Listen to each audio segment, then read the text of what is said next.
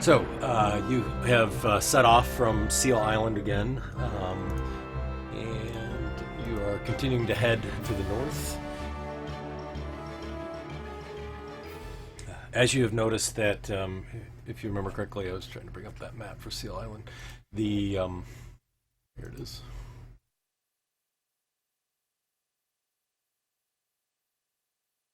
So the group has come around the actual cusp of that little peninsula that's there, where the number one marker's at on the map.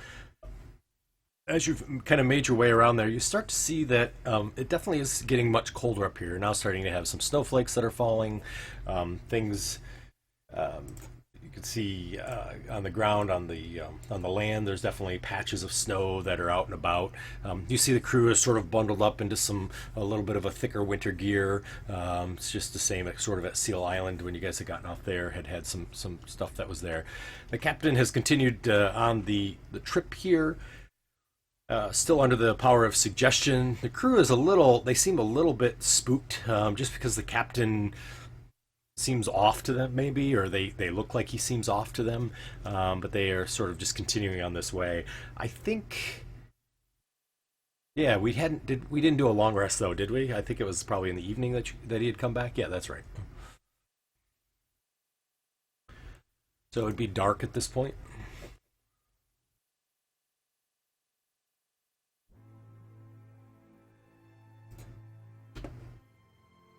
Would you like to take a rest now, or do you guys want to set up a watch due to the fact that he's under suggestion? How would you like to go about? Set up a watch. I think we were doing watches before. Okay, all right. So as you remember that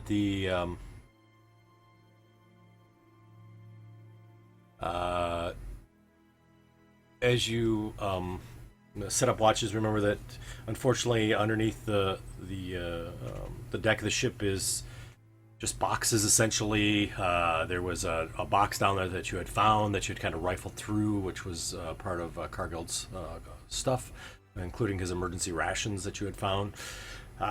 So you guys do set up watch for that.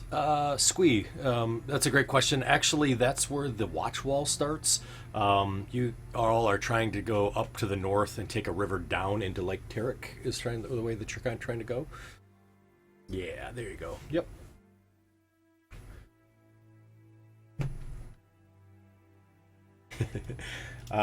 So you all continue throughout the night. You set up those watches that we talked about. You are able to get a long rest with anything happening. Who's on the last watch? I guess that would be my question. I will be. Okay, all right, sounds good. So Squee, as you're kind of sitting there on the last watch, and the waves are kind of crashing over the bow there. Again, the snow continues to sort of fall. You hear the captain go, "What?" Kind of shakes his head. He says, What happened?"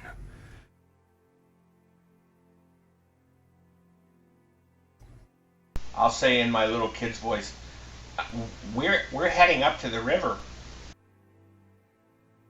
Yeah. Why did we leave the island? Man, I Well, got a you headache. told us to. Kind of shakes his head again. He's like, "Man, my head is killing me."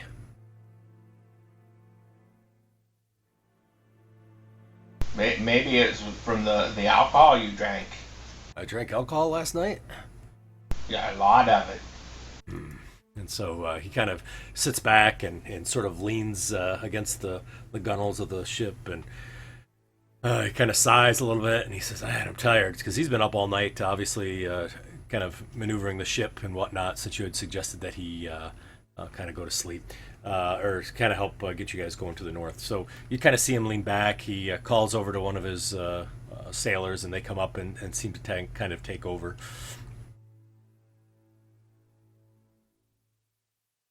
You look like you should get some sleep. Yeah, maybe you're right. He kind of lays his head back.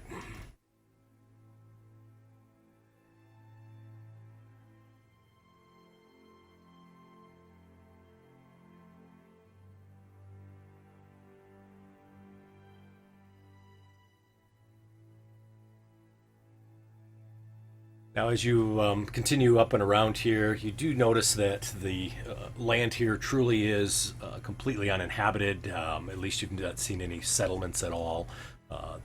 This area does have fairly open plains in certain areas. You can see copses of trees that are off in the distance, and obviously snow covered. And the mountains that just are kind of on the edge, you can definitely see that they have snow peaked peaks that are there. It's cold. I think you all brought winter gear, if I remember correctly. Yep. Yep. The goblins are curled up in their little pod with all of their little clothes, their winter clothes. Awesome. So you guys are all kind of in your little circle there, trying to keep each other warm.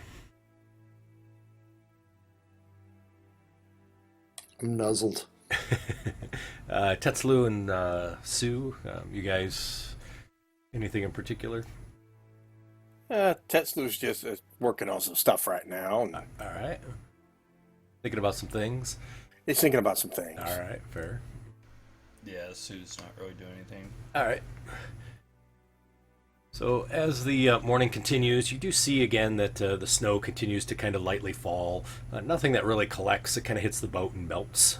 So you're right at that cusp of when snow will sort of stick versus melt.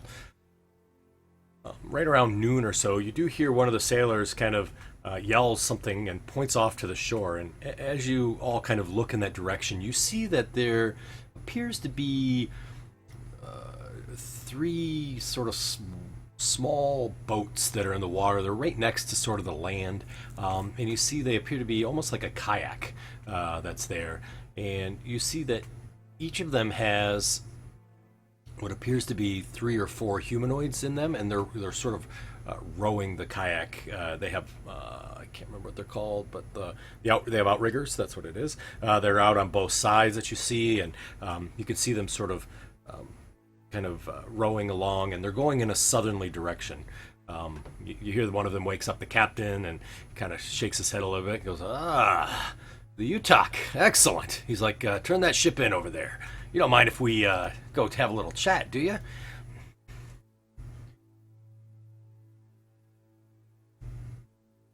What is it that you need to converse with them about?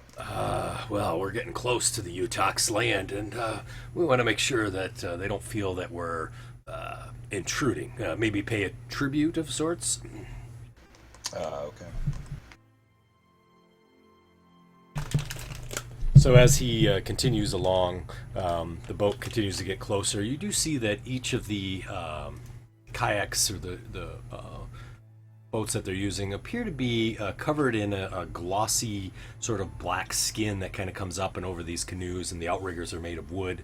You do see that each one does have, like I described, 4 men in each of them. The lead boat does have a person that is wearing they're humans. He's got long black hair, has definitely some tattoos or some ink illustrations on his face. Seems to be kind of sitting in a seat of either power or taking a break. It doesn't seem to have an oar or a paddle that's there. And you see that the boat next to him also has somebody else who's sort of sitting back, but that person is noted to have kind of some piercings in the ear and the nose, has various sort of things and a necklace that are around him, has a staff, appears to be somewhat like a shaman of some sort.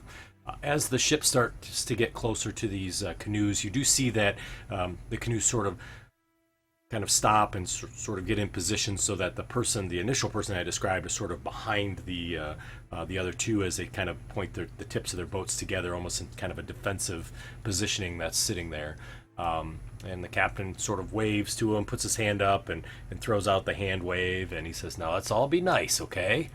As he says to his sailors as well as you. Have you dealt with these Utah before?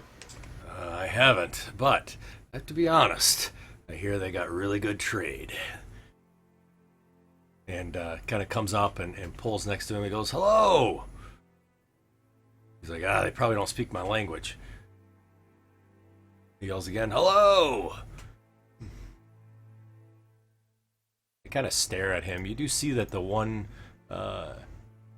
gentleman, appears to be the leader. You can hear them kind of talking back and forth in a dialect that you don't really comprehend. And you see that he kind of nods over to the shaman himself and kind of says something to him, and the shaman stands up and he says, "Are you friends or foe?" Captain's like, we're friends, of course. Kind of looks around. You hear him whisper under his breath. He says, "For now, anyways." And the shaman says, "We're looking for metal. Are you trading?"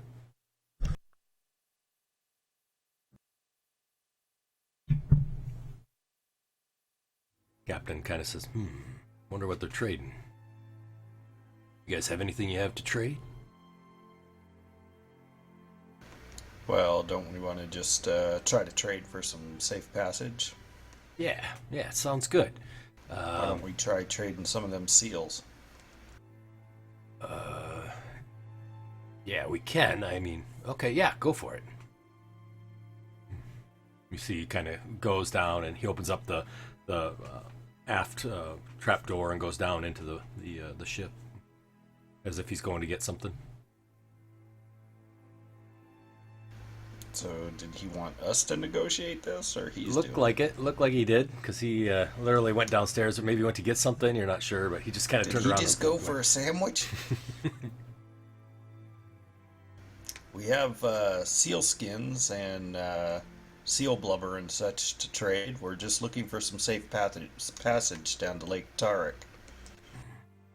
You see, he kind of interprets that back to the gentleman that's sitting there with the picture, and he kind of says something too, and then he points, and you see him kind of pointing up on the deck towards the group that's there, and the shaman says, "We have plenty of seals," and he kind of points to the side of his boat, and you now see that the ships the kayaks are actually made of seal skin that's there. You can see the water kind of beads on top of there. He's like, "Well, we don't need any seals. We're looking to trade for iron, metal. You have weapons?" Well, we've got a chain shirt and a dagger good. and a couple long swords, a couple maces, pipe, a rapier. We can trade that. Scale mail, that would build quite a weapon. Says, "Do you have any that would be all well and good. I'd like that, but do you have any bulk metal? Any are you carrying just random metal that I could melt down and make into something?"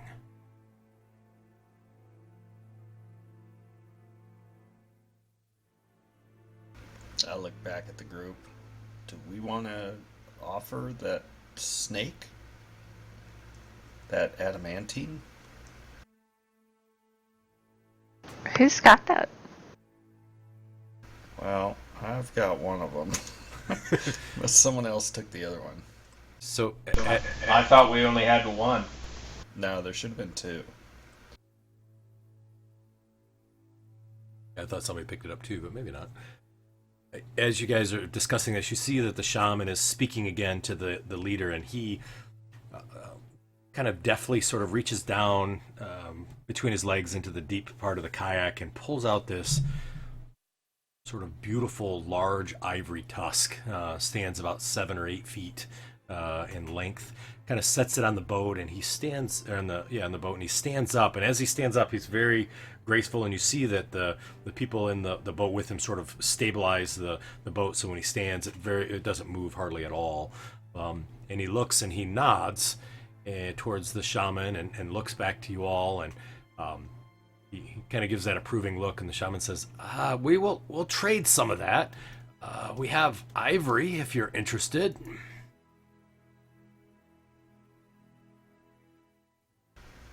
Well, I look back at the group.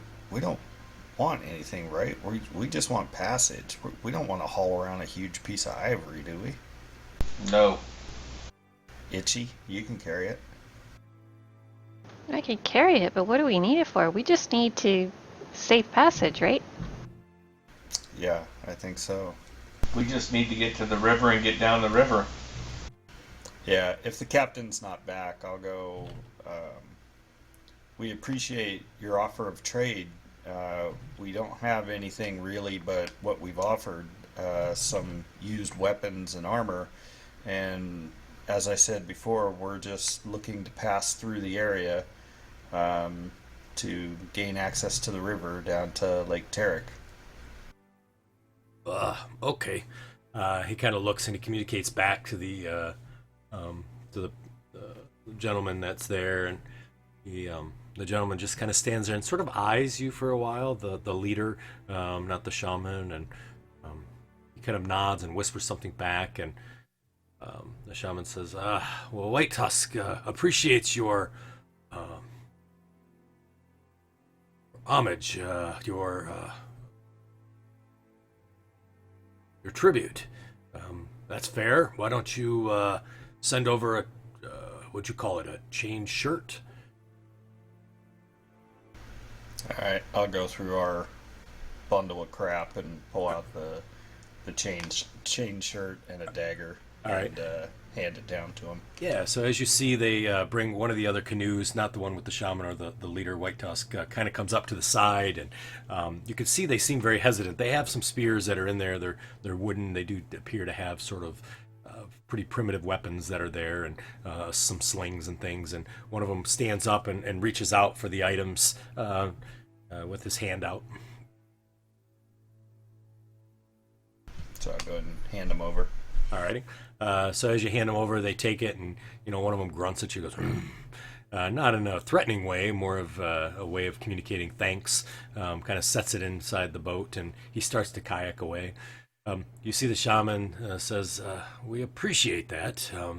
Not many pay for transit. It's appreciated."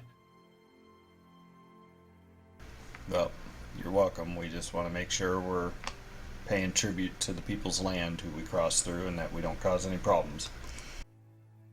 Yeah, we appreciate that. That works, Squee. Thanks.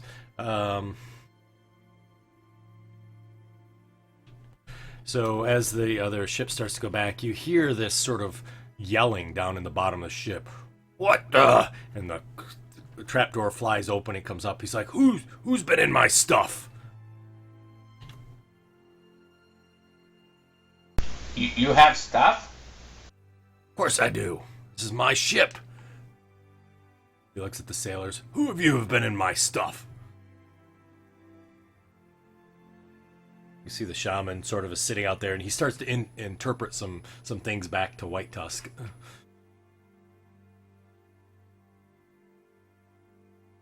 Well, what stuff did you have? "I have valuables and drink downstairs." Somebody, You drank a lot last night. yeah, I see him looking back and forth, and you hear the shaman kind of yells, "Do you have any fancy bright-colored clothing on board that maybe we could trade for? We like the bright-colored stuff. Even with feathers. If you have feathers, that would be great." And the captain's like, "Where's my stuff?" And he's kind of storming around the ship, completely ignoring now the White Tusk and his trading people.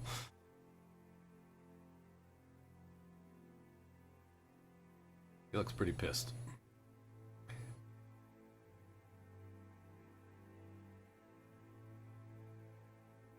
I don't have any brightly colored clothing.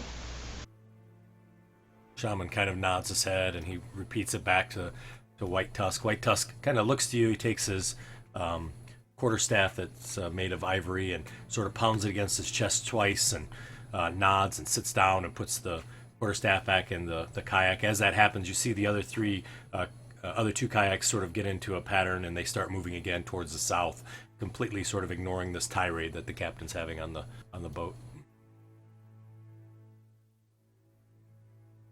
Well, I think we are free to go, Captain. We can go ahead and continue moving down the river. He looks at you and he says, "We're not leaving anywhere until somebody tells me where my stuff is. Somebody's been in there. Which one of you little bilge rats is digging into my stuff?"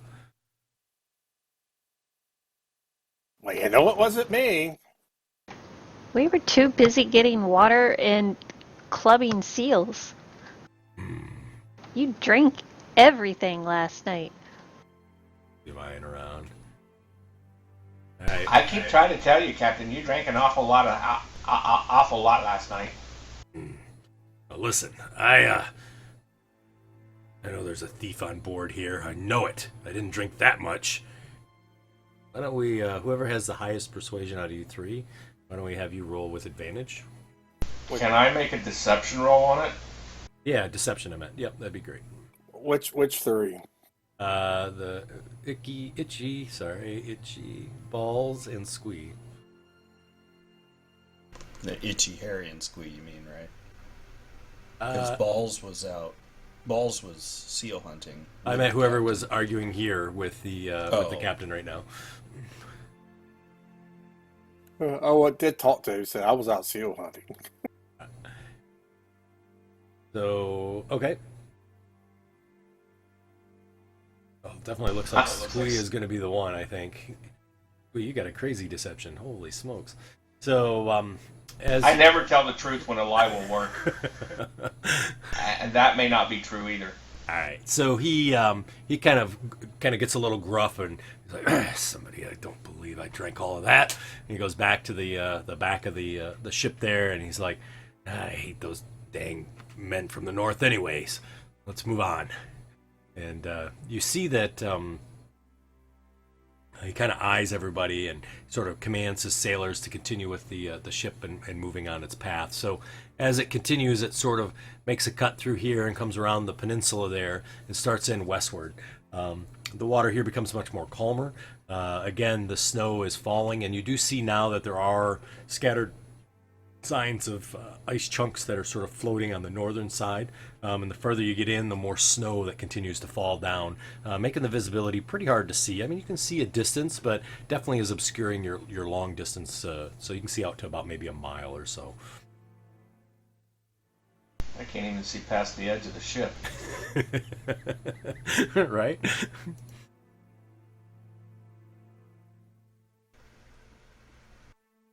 So, Captain, have you ever dealt with Sakaric before? Who's that? Sakaric. That's who we're going to see, Sakaric Fire Axe. Stinky bugbears? Nah, never dealt with them. Why? I was just wondering. I've not dealt with bugbears either, and I don't know. Have any of you goblins? Are any of you guys from up north here? That's out of character. Or in character. Or I can't remember. Ask Either way. Balls. Well, I don't know. Let me see. I don't know exactly where I'm from. We're from somewhere up here. Yeah, well, close enough. The mountains. We come from the mountains. There you go. I'm from below the wall. Indentured servitude. He says, bugbears are stupid anyways. Just like most other creatures from the north. He looks around the ship. Aren't you from the north, Captain? I'm not from the north. I'm from the northern borderlands, but I'm not from the savage north, that's for sure. Well, you're not from the real north, is what you're saying. That's right. I've traveled this river a time or two. I gotta tell you, it's gonna get a little hairy, so I hope you all kind of... I start laughing when he says that. A little hairy. He's like, what? What's so funny? You laughing at me? I'm gonna, because I'm trying to look like a kid in my snowman outfit, I'm gonna stand up, put my hands on my hips, and look at him and go, "What? You making fun of me?" Kind of throws something overboard. Grumpy today. Yeah. Damn kids. So as he continues, you see that he now has made it to sort of the entrance of the river that is there. As you can see, the river kind of goes down to Lake Tarek. And the river is ice choked. You see there, it's the ice choked river. There's a lot of ice that's kind of flowing out of it. It still has flow with it. There's still some areas where he can kind of maneuver through the ice chunks, but there's quite a bit, and the river's pretty big. So the Lake Tarek, this is one of the 3 tributaries that actually drains, or two of the 3 tributaries that drain out the lake. So this is the northern one.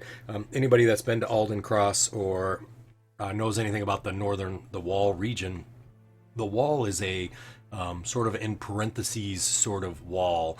Essentially, actually what it is there's a huge gorge that has been carved out of the landscape from Lake Tarek to the Western Sea, and there's sheer cliffs on each side of that river that's there, and that's considered the Wall. There's only a few places that you can cross, so Lake Tarek kind of empties out to the sea from there and then empties off to the north as well. So just so you know, that's kind of considered the Wall. I know we talk about it, but it's not really a true wall.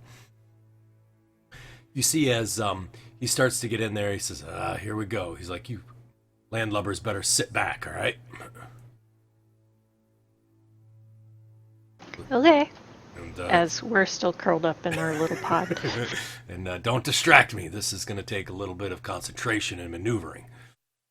I'm gonna sit. Because I'm close to where he's controlling the ship. I'm gonna sit there and go, yeah, and don't distract him. He taps you on the head. You're growing on me, kid. All right. And you see kind of starts to move through the ship through these floating jagged pieces of large ice that are going by. These are fairly good sized pieces of ice. Definitely would probably put a hole or damage some of the side of the ship if he rammed into it pretty hard. He's barking orders and to the sailors, and you can kind of hear him. It's very tense, more than you've ever really seen before with him. And after about I don't know, 6 or 7 hours of trying to manipulate his way through this opening of the delta or the river that's there, and getting into the entrance that's there, he's finally able to get up the river a little bit, probably about 4 miles or so, and the ice starts to dissipate a little bit. It seems to open up a little bit wider. The current isn't quite as fast, and you notice that he starts to sort of calm down.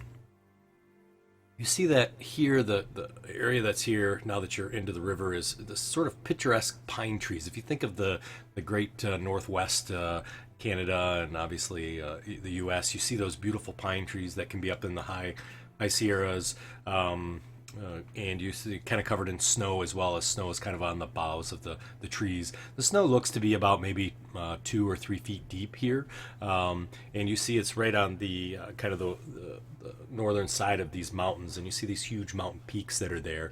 The river appears to kind of go right towards the mountains themselves, but you don't see any sort of passage at all through here, despite him telling you that this does connect with the lake.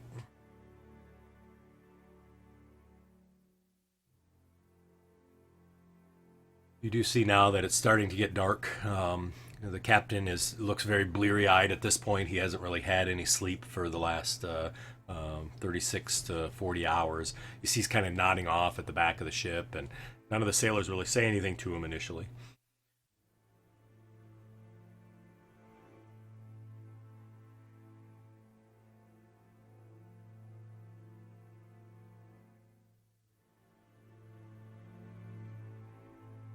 Are we there yet? Yeah, it's been a long trip. It's been almost a week now, I think, or 2 weeks. I can't remember how long the trip has been. It's been a while. So you've got 3 goblins in captivity on this ship. You only got out maybe to take care of some seals. That was it. Well, it is a little cold, so I'll pass around the flask that I got from the box and give it to Harry and Boss. Sounds good. Are you hiding it at all? Well, I'm in my little pod. All right, sounds good. So you're kind of passing it around. I'm gonna keep up an incessant chattering with the captain, asking him questions. You know, kind of like a 4-year-old. Yeah, you can tell. Why is the ice here? Is it always here? Why does it stop here? You can see he's kind of answering the questions, and at some point, he just ends up doing like yes and no answers. You can see that he's frustrated, but on the same token, he's just too tired to really fight against you or to argue with you at all. And you can see that he's clearly very, very tired. You guys pass the flask around. The captain doesn't even notice that you're drinking his special drink, his whiskey.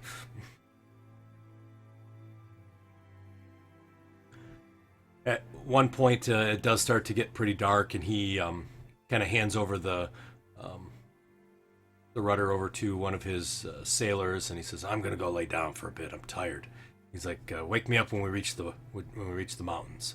And he kind of climbs back down underneath and goes under the deck of the ship.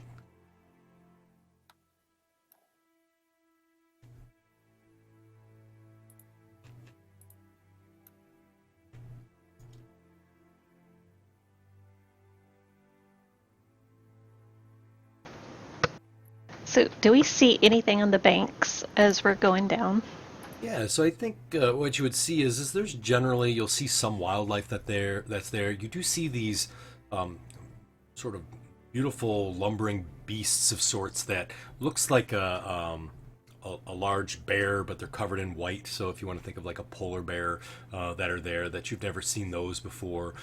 You do see other kind of general wildlife and beasts that are along the edge there. You haven't really seen any humanoids at all or humanoid type creatures. You don't see giants or anything like that. It seems pretty tranquil, actually, considering it's the savage north.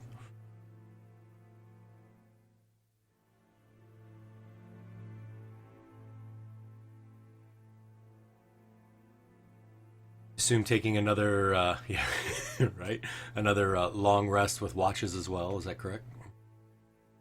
Yeah. All right. So about just before dawn, you have now finally reached these mountains. The mountains, the river sort of cuts through them, almost as if a giant had kind of walked through and just pushed the earth to the side to make this river that cuts all the way through the mountains. There's no real change in elevation at all for the river. You don't have to do any portaging. There's not any rapids at all, since it could be pretty hard to portage this ship anyways. But so you're able to kind of pass through without difficulty. The captain is awake again, is there, and you're able to pass through without difficulty. As you get on the other side of these mountains, you now see that the snow is really kind of in certain spots that's there. It's still cold, feels terribly cold, but at least there's less and less snow. You can now see the ground that's there and whatnot. I'm just throwing out all kinds of random questions to the captain. Like, what made this? How is this here? At this point, he's like completely stopped talking to you. He's completely ignoring any question you have, hoping that his ignoring you will stop the questions from occurring. Yeah, that's not going to happen.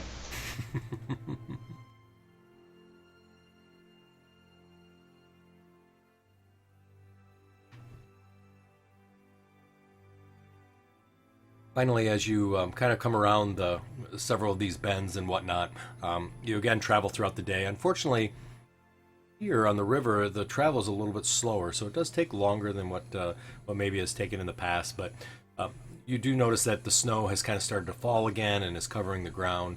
And off in the distance, you see the river sort of bends one way and another, and you see a large camp with some campfires and whatnot burning off in the distance.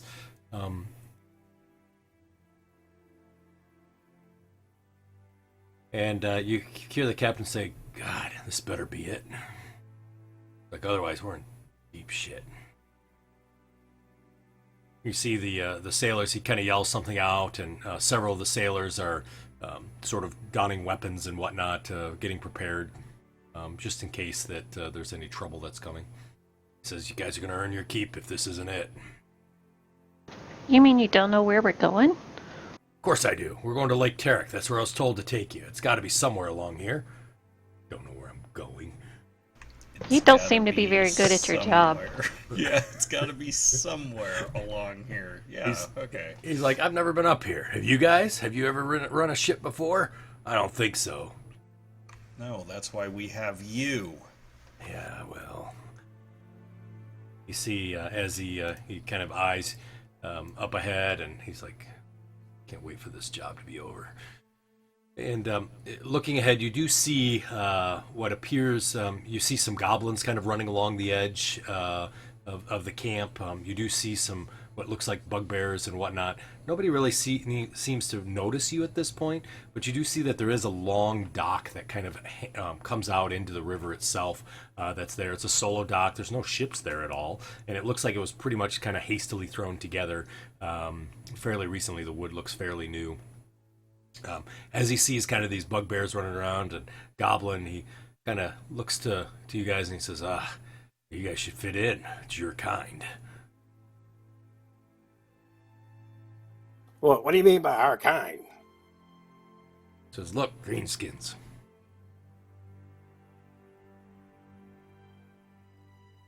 Are these our greenskins? Do we see any flags or? Yeah, so you do see some flags that are there, but you don't see any goblin flags. The goblins that are scampering about, they are fur clad. They're laughing and they're having a great time, so it definitely could be your sort of clan, if you want to say that. As that happens, you hear the captain go, "Holy shit!" And he kind of points off into the distance.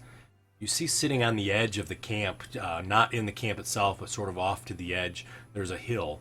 And sitting on that hill, you see there's 4 hill giants kind of sitting there, and they seem to be sitting over a fire, doing something. They're kind of putting their hand down to the ground, and you see them kind of laughing, whatnot. And as you look, there's another set of another 4 hill giants that are sitting off on the other side, a little bit farther away as well. He's like, oh my god, they got giants. You hear him say something to his boys, and he looks to you guys, and he says, better hope that they're expecting us. This is your part of the job. You're to protect this stuff, to do the negotiation. I'll tell you right now, my boys aren't getting off this boat. Are there any, tribal flags or anything like that we can see, like on the dock or on the shore there? Yeah, so there's no flags on the dock itself or on the shore. You do see that there are definitely banners that are sort of in the camp area that's there, and you see there's different colored ones. So it does look like either some tribes have come together. Doesn't look like they're all flying under one banner here. You can, I guess, I don't know. History, I guess, would be okay to see if you can recognize any of the banners that are there. Yeah, Sue. So unfortunately, you don't recognize any of these banners that are here. Itchy, you did even better. No, you don't recognize them either, Itchy. Nothing that looks like your tribe. All right. Well, I'll look at the rest of the group. Well, should we find out if this is the Fire Axe camp or tribe or? Well, do you see a standard with an axe that's on fire? Well, that's why I was looking at the banners to see if any of them had a fire axe or anything, but they just seem to be colored banners. Gotcha. So I didn't know you were specifically looking for that. So since you were specifically looking for that, sorry, Sue. Yes, you do see one far off into the distance, kind of towards the center of the camp. You do see some fire axes or axes that look like they're on fire on them. It matches the symbol on the crates that you have. Well, do you guys? So I'll point them out to Itchy, Harry, and Balls that it looks like there's a fire axe near the center of the camp. Do you guys want to kind of take the lead since this is kind of your people? What do you mean by our people? Yeah. Goblins. I knew that was coming. Why you gotta be racist? I knew it was coming. You're a Nazi. I knew it was coming. So as you guys are discussing, you see that there now are 2 bugbears that have sort of walked out onto this dock that's here, and they're kind of looking, and you see them pointing at the ship, and then they're yelling something back as well towards the land, and you see there's 2 other bugbears there, and they kind of come out and they're kind of talking back and forth. As they're chatting, you see one of them nods and looks back at the ship and nods again, and the other 2 kind of go back off onto the land there. You do see that they do have morning stars, and the ones on the land have javelins, and they're out and ready, as if they're looking for trouble type of thing. What language do bugbears speak? Do they have their own language? Anybody know? Bugbears speak Bugbear? Goblin. Do they speak Goblin? Yeah, they speak Goblin. Then you guys would obviously be able to translate or whatever. Why are you talking about us guys? You don't speak Goblin? No, I don't. Or giant. I speak with the devil.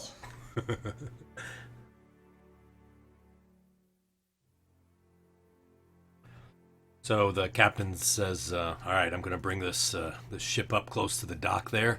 I'm going to bring him up on the starboard side, right at the front. All right, the bow. All right." And he kind of brings it up, and he's like, "This is you guys figure this out here. All right, I was just paid to bring this stuff up the river." We understand. So the ship slowly starts to come up, and you see these two bugbears are standing there, and they have their morning stars, and one of them's pointing, and he's yelling in Goblin now, and he's kind of yelling at the ship, and he says, and kind of yells out. You see the other two on the shore kind of have their javelins ready. Put your weapons down. We're bringing supplies to you. God, they're so stupid in the north. I lean over to Itchy and go, "We're looking for Sakaric Fire Axe. He's the leader of this tribe that we're supposed to meet with."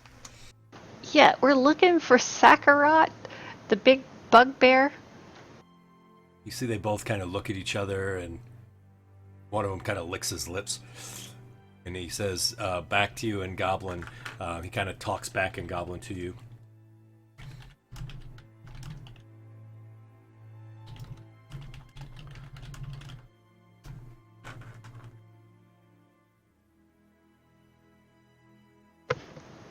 I'm okay with that. I start laughing. I'm sitting there next to the captain, and I'm laughing. I'm gonna tell him, wait for him to help unload, and then eat him.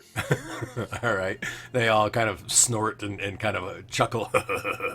And the ship sort of pulls up next to it. As it does, you see one of the bugbears goes to step up onto the ship and get into the ship itself.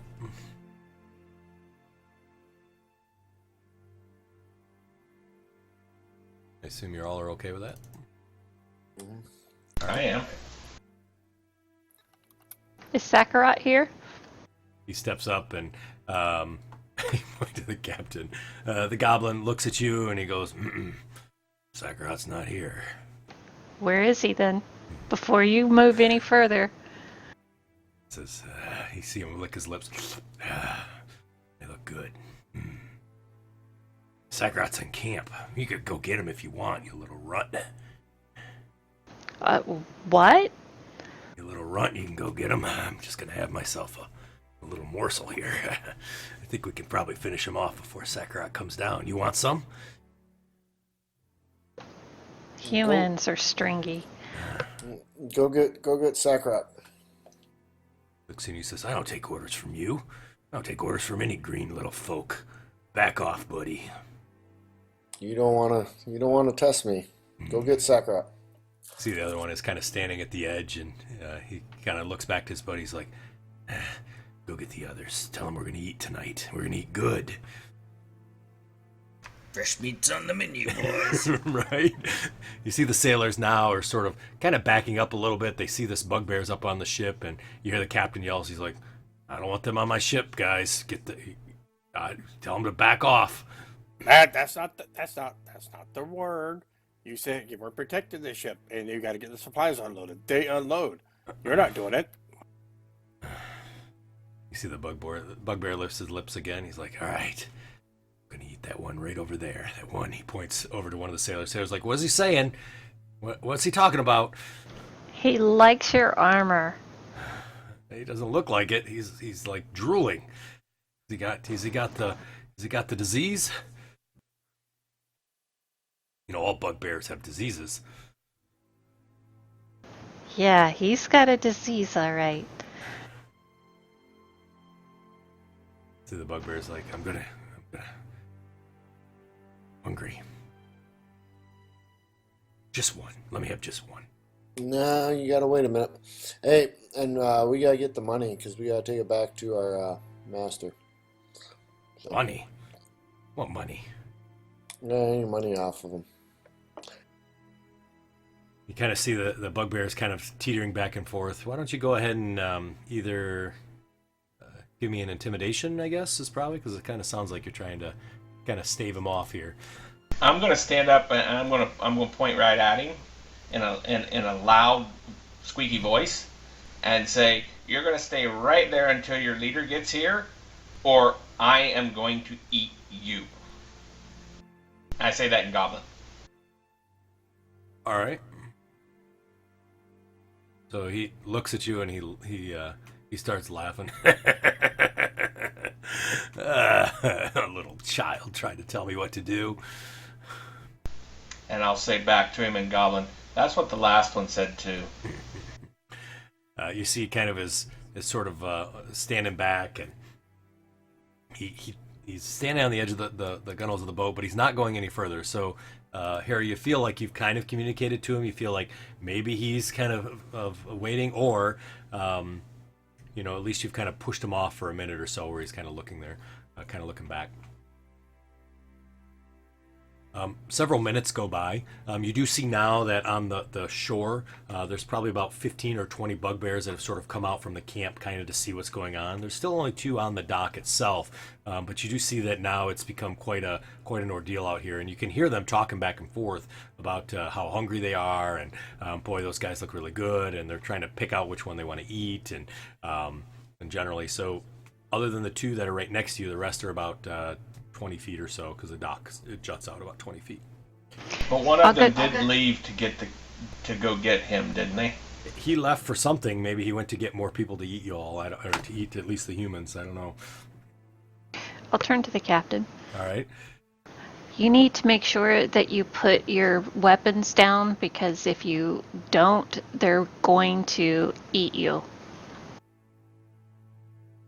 He looks at you and he says, "What, are you crazy? Are you trying to get me killed? There's no way I'm putting my weapons down. I'd never tell my crew." All right, I'm just warning you. He looks at you, and as you say it with that tone, you see he hesitates, right? And he's like, all right. And he says in common to his soldiers, he's like, "All right, put your weapons down, but keep them in hand. Be ready." All right. And you see the soldiers kind of have their weapons on their hands on their weapons, but they're not like bringing them up for attack or anything like that. You see the crowd starts to get a little bit more restless, and they start actually chanting like, "Feed me, feed me, feed me." And the bugbear on the top goes, he looks back, he's like, "The natives are getting restless. What are you guys waiting for, huh? This isn't going to end well for your friends. Just give us a few. Let us They're climb." not our friends, and we have to talk to Sakarat first. So the faster you go get him, the faster we can be done with this. Faster you eat. Yeah, that's it. The faster you eat. You see they kind of smile, and you suddenly hear this loud yell that comes out from the shoreline, just sort of almost like an angry yell, and you see 2 bugbears go flying off into either direction. Like, one flies one way, one flies the other, and you see this large black-furred bugbear stands taller than all the rest, wears this armor that has spikes that kind of hang out, and his eyes are beet red. He has this large sort of axe that's there, and it kind of glows red, the metal does, and you kind of hear him yell, and he says in common, he's like, "Who sent you?" He said in common, right? In common, yep. Cardinal Adrastus Thorn. You see this big smile comes across his face. He gives this big toothy grin.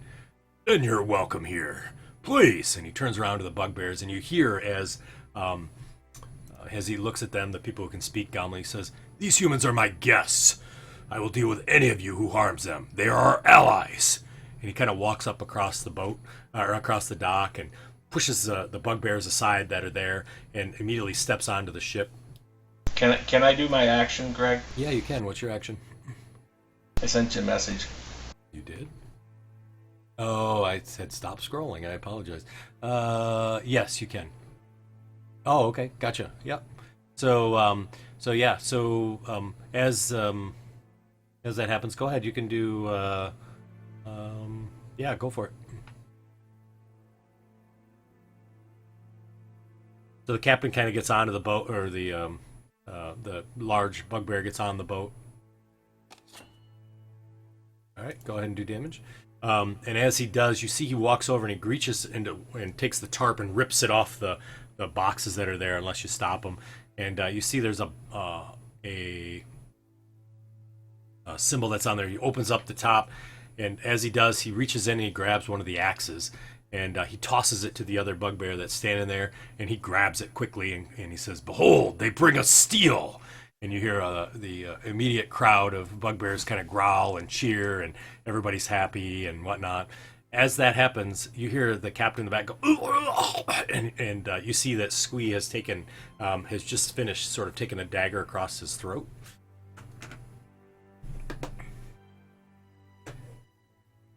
But it ain't killed him. I didn't. Why don't we go ahead and... I know it's crazy. These games, there is no way that you can actually literally kill a person. Yeah. There is no one-shot kills for some reason. No, there isn't. It's all right. If my poison would have worked, it would have helped. It would have. Why don't we go ahead and we'll roll for initiative? Actually, your friends.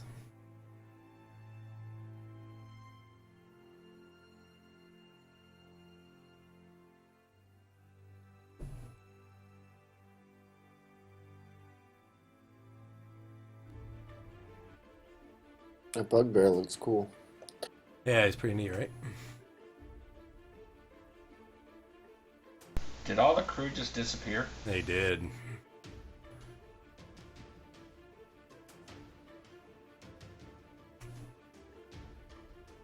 All right, so Squee, that was your sneak attack. So you just kind of cut across the throat. You see everybody kind of looks at you, or at least you have some of the crew members look back at the captain. Which map are we on? I'll share it with you.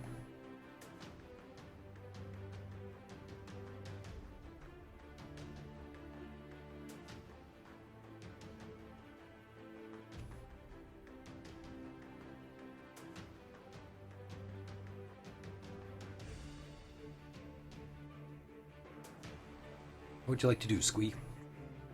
I wish to attack him again. All right, go for it.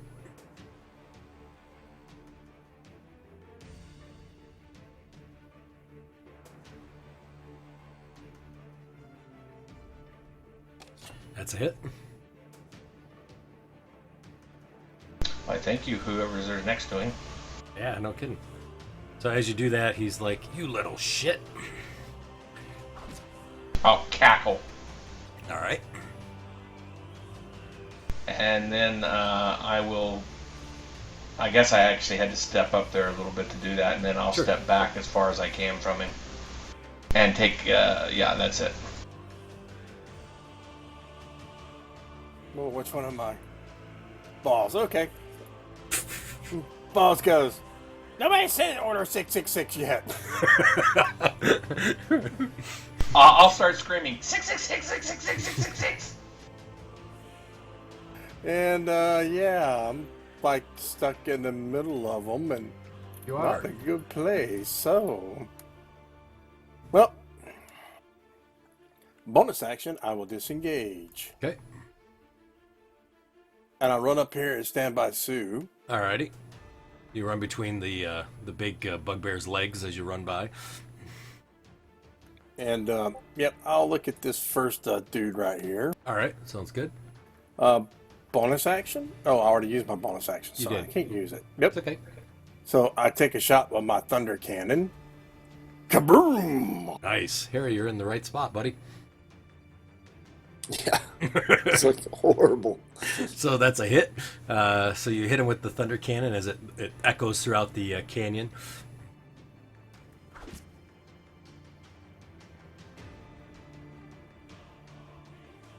All right. So the sailor immediately pulls up his short sword and takes a stab at Tetsulo. He's like, "I told you." Oops, I need to put Tetsulo's in. Don't come back.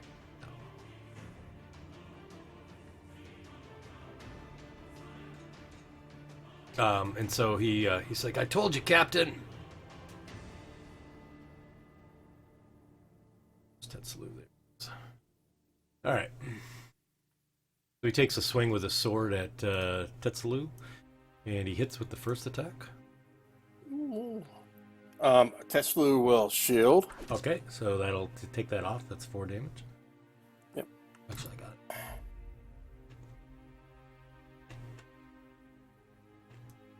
He makes a second attack. Oh, well, let's start it off early.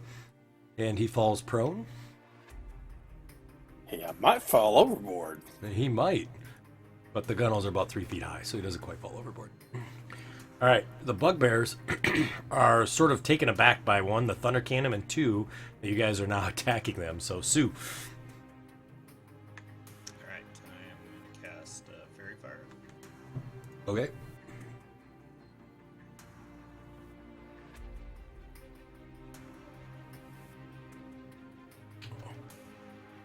Well, a couple of them failed anyways. Nice. And I will give Itchy a Bardic Inspiration. All right. Did Irish get really quiet, or is it just my end again? He was quiet for me too. Oh, I got a brand new computer set up, so I might. Oh, nice. That might not. You guys might have turned me down from previous, because I used to be pretty loud, I think. Yeah, I just turned you up. All right, so Bugbear is still kind of sitting there itchy. Well, I'm going to go ahead and rage before I get the snot beaten out of me. Why, oh, why would you think that? You got one. You already got snot hanging out. Well, yeah. Sorry, just trying to get everybody on a right square there. All right, itchy. So you're not near him, right, Squee? I don't know. Is there actually room for me to get away from him? Yeah. Because I thought he was back here where the till was. Yeah, you would be right there. You're kind of... Because you said you backed up, right? Oh, I tried to, but remember the box is there. And if he's not at the till, I had to be down where the till All right, was. gotcha, yep. So he's right there. So yes, you can get over there, itchy, for advantage. All right. Oh, I do have an advantage? All right. Yep. Awesome. Not really on a square. Sorry about that. Yeah, that's a hit. Nice. All right, I'll get my ancestral guardians and all that other stuff set up in just a moment. Sounds good. Greg, I'm sorry, I forgot to ask. Is it daytime or nighttime?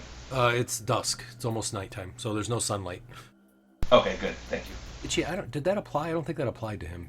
Did it? Doesn't look like it on the combat tracker. Does everybody else agree? There it is. It is now, so.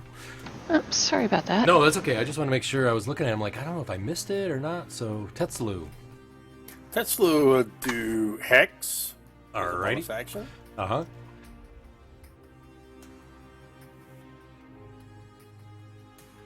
And then he'll swing his quarterstaff. Alrighty. Oh, that's right. He's prone. He is. So you got advantage. Nice. Ooh, some nice damage there. Yeah, very nice. Smacks him down. Very nice. You slice him up. You hear the bugbear next to the boat goes, oh, nice. And I step forward 1 square. All right. I'm preparing to smack this other fella down. All right. Since the ship's of weird shape, we'll just have you kind of move along. It won't really be with the lines very well. So, all right. Which one is this? Oh, Harry. Harry, you're in a bad spot. You're right. I didn't notice that till right now. Yeah. I don't know how I ended up there. That's not good. So he takes a stab and hits Harry. I can't shield that. For pretty much max damage, it looks like. And then he attacks again the second time. But he misses with the second attack there, Harry. All right, I'll disengage All right. as a bonus action. Sorry, that's 5 feet. I'll move around over there. Okay.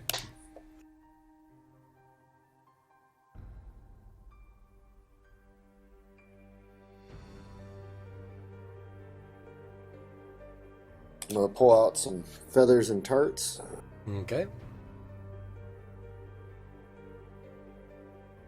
Oh. So he succeeds. Yeah. Son of a biscuit. All right. It's my turn. All right. So the sailor standing next to Tetsuo again takes an attack at him. He hits. Uh-oh. 6 concentration. Did it go? I didn't see it go. Okay. Thanks, buddy. Nice. And he hits with the second one.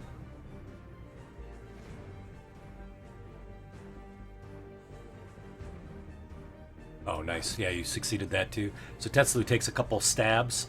Oh, shit. Well, that was the wrong freaking guy I was doing. Sorry. Oh, that's okay. Oh, did you do Harry? Well, you Yeah. rolled a 20. It's fine. Yeah. Yeah, he succeeded. Yep, it's fine. No problem. So the other sailor then moves behind Itchy. Itchy tries to stab you in the back with his short sword, and he hits.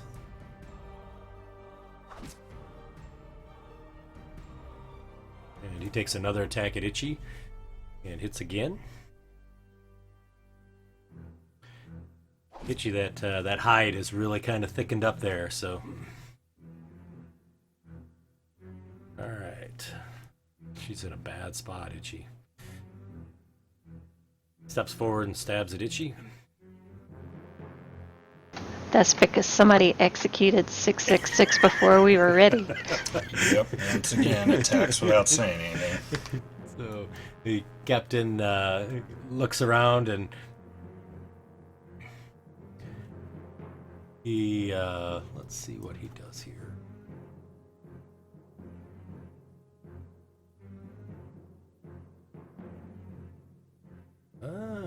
Okay. So he suddenly yells out to his companions, and he's like, "Told you they were all rats. Show them what it's like, boys." And he kind of reaches down and or reaches on his back, and what you thought was just something there with his shirt, he kind of pulls out this large sword that he wields with 2 hands. I don't know where he had a great sword hidden, but he has one. So take it for what it's worth. And he immediately swings at Squee. Had a great sword in his butt. Yeah, he had a great sword in his butt. Perfect. Exactly. And so he kind of swings and he goes, "Come here, you little rat." And he takes another swing at him. He's like, "You sneaky little bastard." And he misses with all 3 attacks. I laugh maniacally at him. You know he missed because of me, right? I don't care.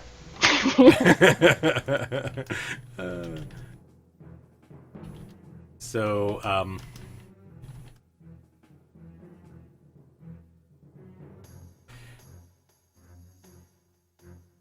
sorry, I apologize. I just had to type something in real quick. Don't mind the guy in the behind the curtain. So the next guy takes an attack at Itchy.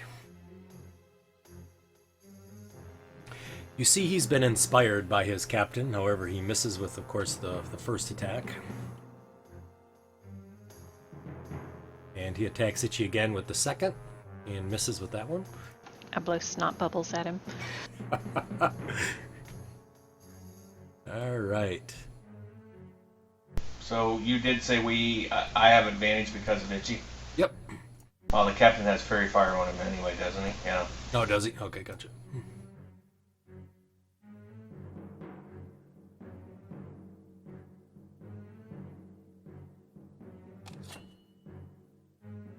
Nice, that's a hit.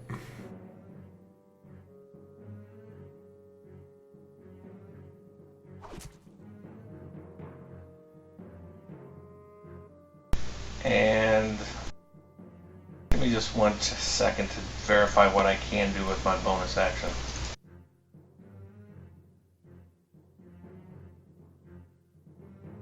Yep, okay, I guess I'm done. Alrighty. Balls. Balls takes a shot. Oh, first he's going to cast Hex. All right.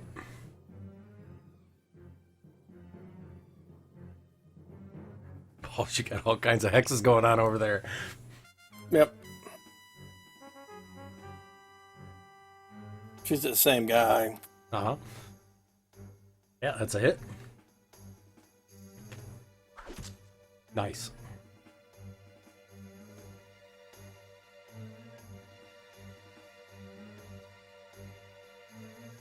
The bugbear now kind of reels back a little bit, now that he's sort of heard that thunder cannon again, and you see he kind of reaches over and he grabs one of the dead sailors and pulls it quickly off the boat and brings it there, and he starts devouring it as well as the other bugbear that's sitting there. Soup. Well, at least he's got his priorities. Alright, I am going to cast blindness on this sailor. Alrighty. Oh yeah, he's blind. He's like, I can't see! I can't see!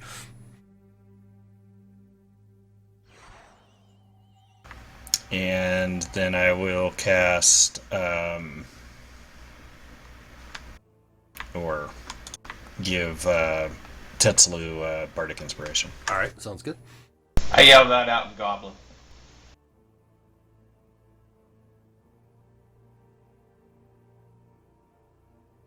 Nice. You hear kind of cheering along the shoreline. All right, I'll keep swinging at the one in front of me. Alright, sounds good.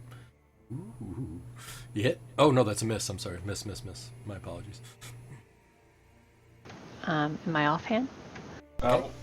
Just a point that you do have a die to use from the guy, don't you? From the bard. Yep, probably. Nice, that's a hit.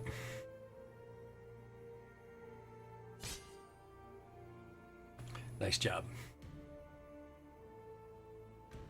Alright. Tetsulo. Tetsulo is hurting a little bit right now. A little? Just a little. Okay. So he is going to do Agonizing Blast. I need to make an adjustment. Alright. Forgot to do that. He gets his charisma bonus on the damage. I don't remember what Agonizing Blast is. I don't know if I know it.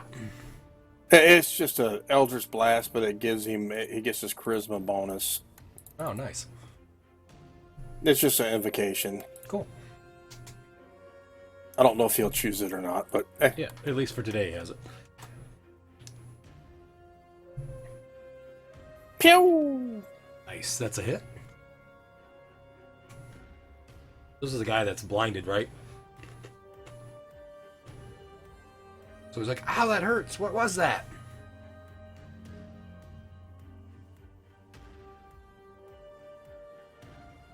So he is going to... So he kind of stumbles into his buddy, and then he kind of moves back and kind of continues to move down the ship, kind of feeling the gun hole. He's like, Captain, I can't see! Captain! Captain! He kind of... It's right. It's just to the right of you. Attack it.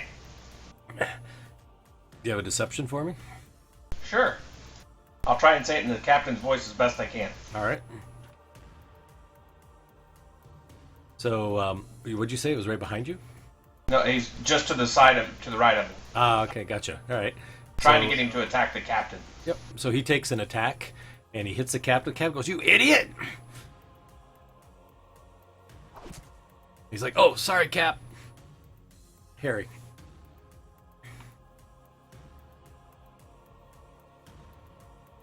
We got my fairy and tarts again. Mm-hmm. Oh my gosh. These sailors have heard the Tasha's hideous laughter before. They live with the captain. Now I'm going to rethink my life choices. Excuse me. All right. So you see the bugbears continue to kind of eat on the deck there. Oh, itchy. This one's like, I got her, Cap. Oh.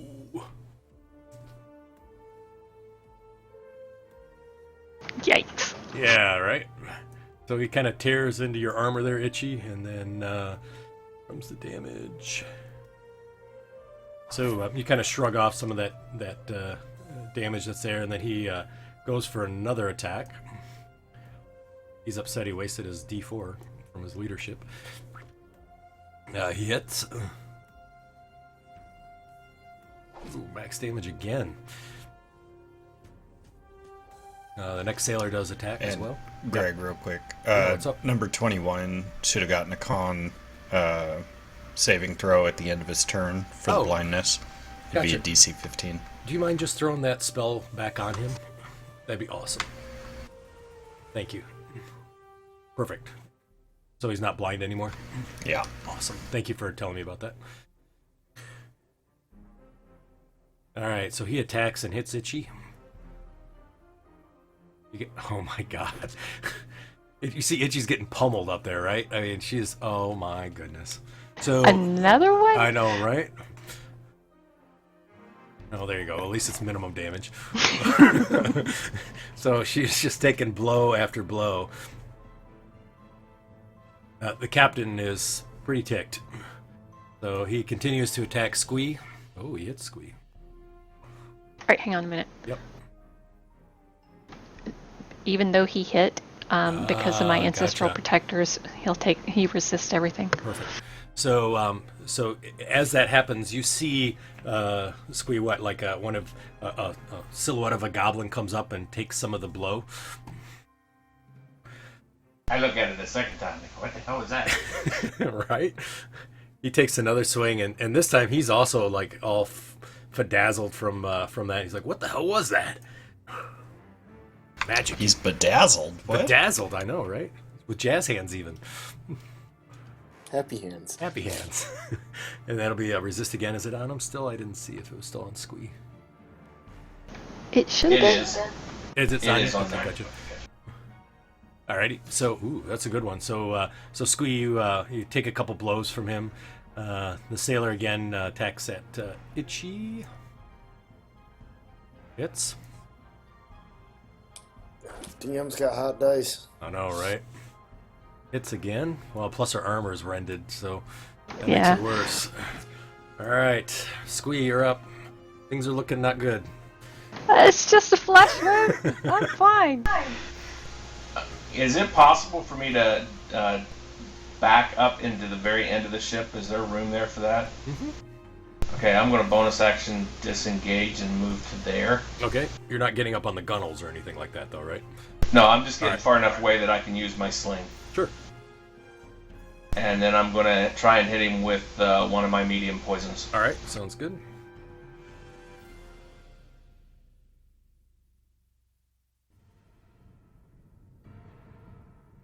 That's a hit.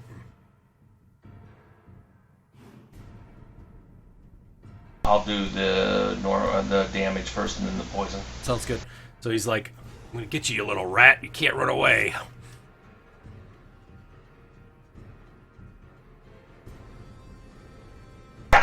Yet to have any of them work. And then I'm going to step back up here so that I'm back over here to where I was at, and Alright. that way Itchy still gets Gotcha. help from me. Yep. He's like, "Come on back here, you little rat." Come on back here, you little rat. Yep. Balls. Balls takes a shot. Alrighty. Boom! Yeah, the whole, oh boy. So the whole Uh-oh. ship kind of rocks, and as that happens, are you kidding me? Really? The first roll?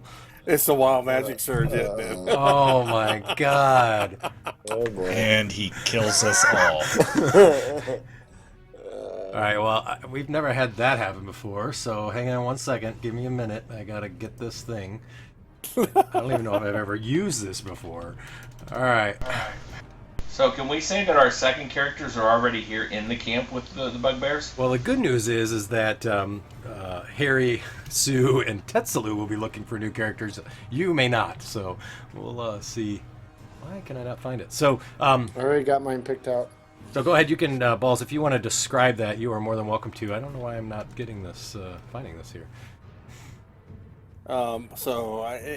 You see me, I was yelling as I fired my little cannon there, and all of a sudden bubbles started coming out of my mouth. Bloop, bloop, bloop, bloop, bloop. Pop, pop, pop, pop. And then you also see that immediately in front of him, right next to you, Harry and Tetsu and Sue, you see this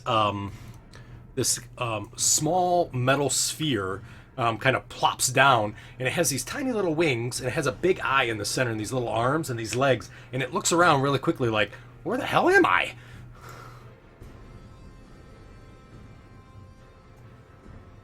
I'm sure you all know what that is.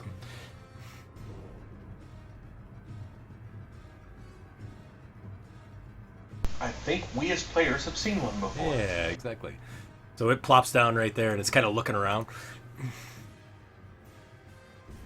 But it's a little thing, you said, right? Yeah, he's tiny. Yeah, I know it looks big, but he's not that big. Maybe 2-3 feet high. He's about your size, Squee. Sue? Can I move past it? Oh, yeah, you could step over it if you wanted to. Okay, I'm gonna move past it Yep. and come down here, All right. and I'm gonna cast Cure Wounds at level 2 on Okay. Itchy. Alrighty. Oh, man, doing an up-close and personal heal, huh? I turn around and growl at him and then realize that, Oh, man, Max, I guess, on that. Would you notice one more opponent up next to you, Itchy? yeah, well, this one touched me. Yeah. How dare they, right? And then, I know I asked this last week, I can cast up to a level 1 or a cantrip as long as it's a bonus action, right? Or is it only a cantrip? I think it's only... If I cast another spell. No, it's only a cantrip. So if you cast another spell, you can only cast a cantrip.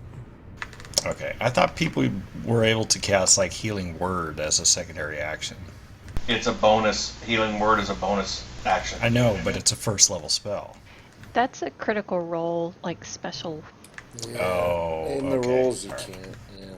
Well, Okay, The all right, cool never mind. DMs let you, the bad DMs don't, so that's what... No, that's fine. That's why I don't I was watch that confused on trash. I'm just Well, I've teasing. never really played a spellcaster. So. That's all good, man. I'm just giving you a hard time.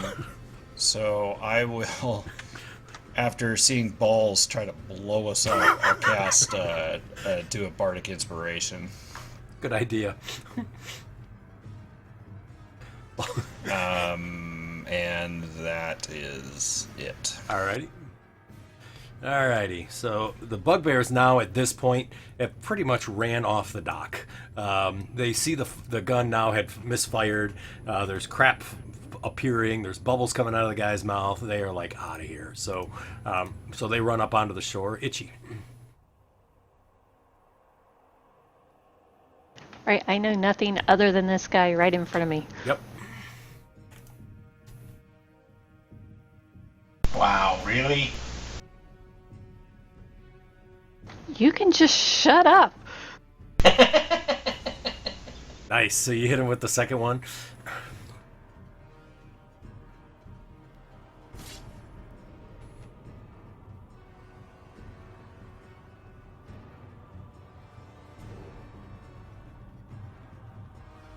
All right. So the monodrone kind of looks around and sees all these various sort of things near him, and as he does, oh, all right, cool. He recognizes that you guys are not the enemies he's looking for, so he kind of steps over here, walks to the bow of the ship, and he stands there and he kind of puts his hands up by his eye and salutes.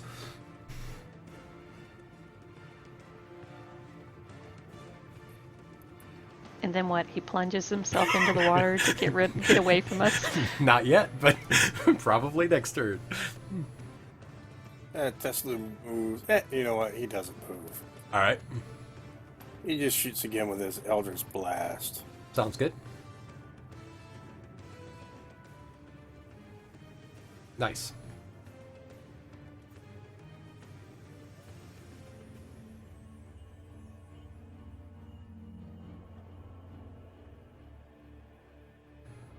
Oh, this sailor's not blind anymore. He does attack at Sue, though. He's like, "You little bastard, you hexed me or something." That wasn't me. It's the guy behind you. Oh, he The little misses. green one who attacked your captain without warning the rest of us. He's like, "Ah, damn it." Harry. I'm disappointed in my turrets and hearts. So I'm going to turn around and salute the mono dude. All right. And then I'm going to drop a pinch of dust and cast Dust Devil. Alrighty.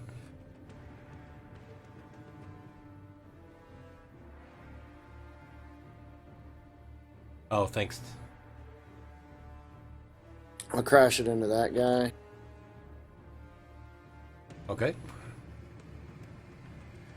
Nice. That's a hit. He saves. Yep. Did he save? He did save, yes.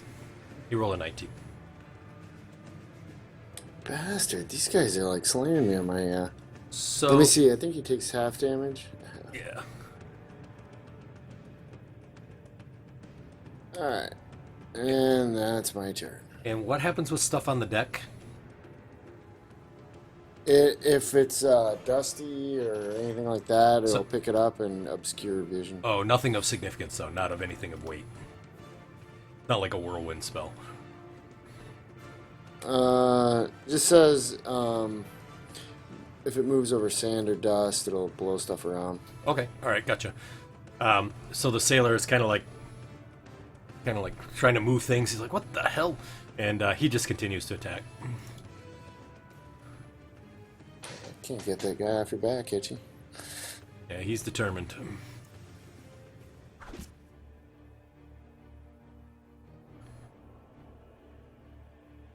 Oh, you guys have surrounded the captain, right?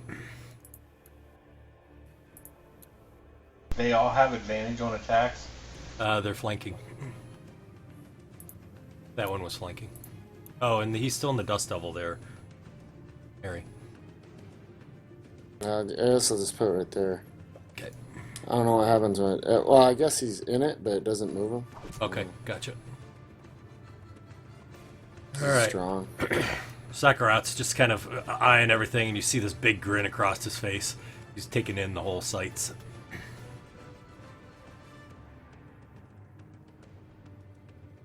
Captain, again, takes a swing at Squee. He's like, "Come here, you little rat." Did he hit him? No, he missed. He missed the second time, too. And he missed all three of them. I cackle. Like, "I'll get you." And your little dog, too. Yep. Itchy, I they immediately look around for a dog. they continue to hammer on you, Itchy. Squee. It only makes me stronger. I will bonus action disengage, move back, and then I'll move back up here after my sling. Yep. And I will try and use the medium poison on him again. Okay.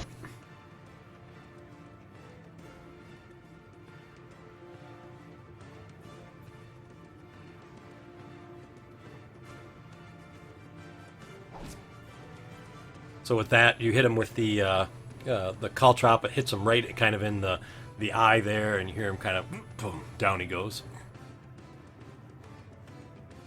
And then I'm done. All right. You hear some whistling from the monodrone in the back, as if in appreciation. Balls. I tell Mondra, go down there and help my friends. He looks at you, and he sort of steps and tips his head a little bit, blinks his eye. 14 hit. It does.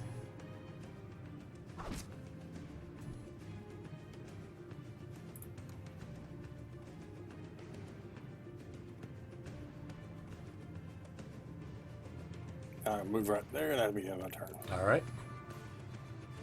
Sue. All right, I'm going to. I guess I'll stand firm, Okay. and I'll do. I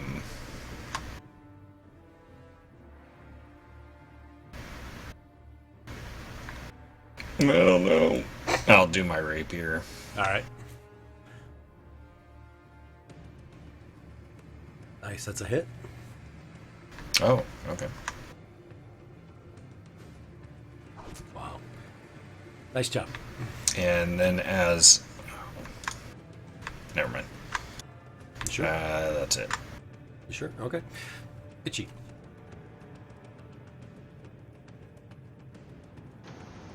Can I move on top of the captain? Yeah, you can. Absolutely. Here, I'll move the captain out of the way, actually. So I'm just stomping on him, and Uh-huh. then I swing at the sailor right next to me. All right, sounds good.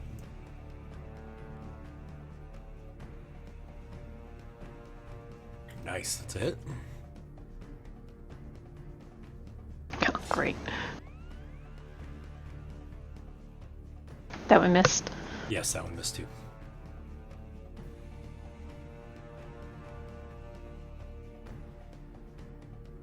Alrighty. So, the Modron, you hear a bunch of chirps and things that come out as it's sitting there, but it continues to watch. Pet salute. He does his Eldritch Blast. Alrighty.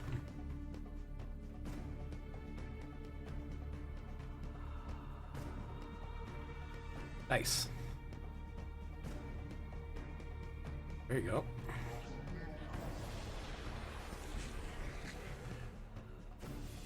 All right. Sailor kind of looks around. He sees the captain's down, and he looks to the ship. He sees the bugbears all along the shoreline. He's like, guess this is it, isn't it?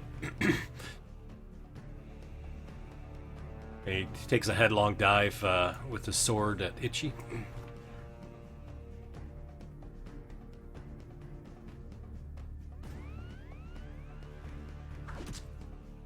And swings again.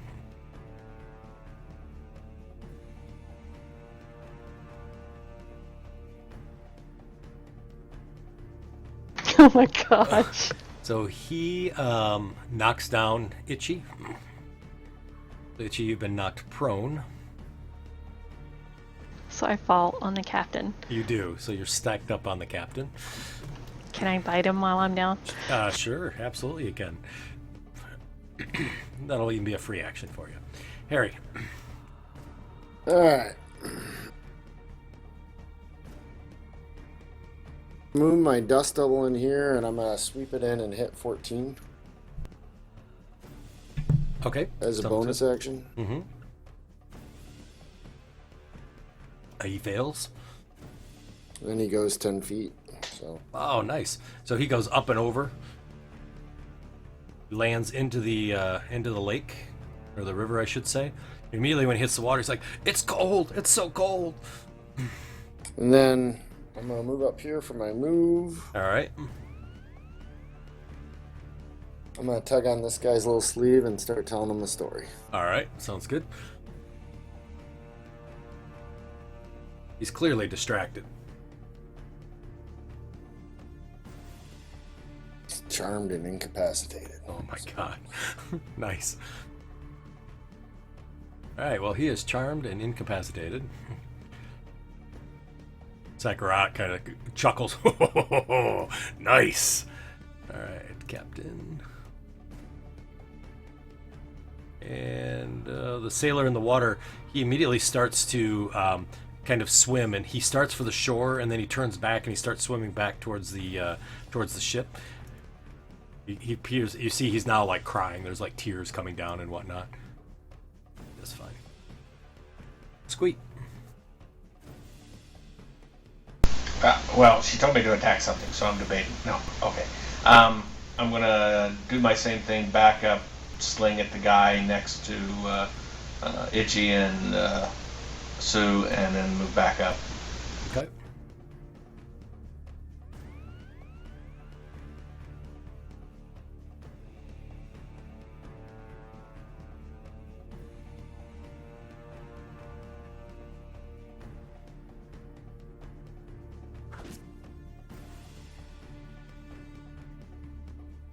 And then I am done.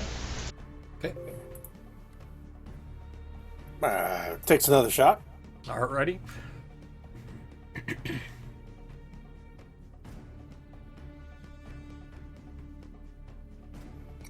think I'm on a... Alright, I'm on the right one. Okay. No worries. Yep. Boom! You hit. Nice. You take the sailor down.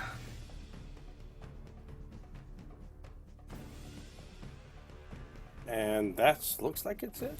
All right, sounds good. So Sue, there's the captain's down on the ground underneath Itchy. Itchy's laying prone. There's a sailor in the water, and you have Sakarat on the boat, and that's about it. I'll move to the edge and fire a crossbow bolt into the sailor. All right, sounds good.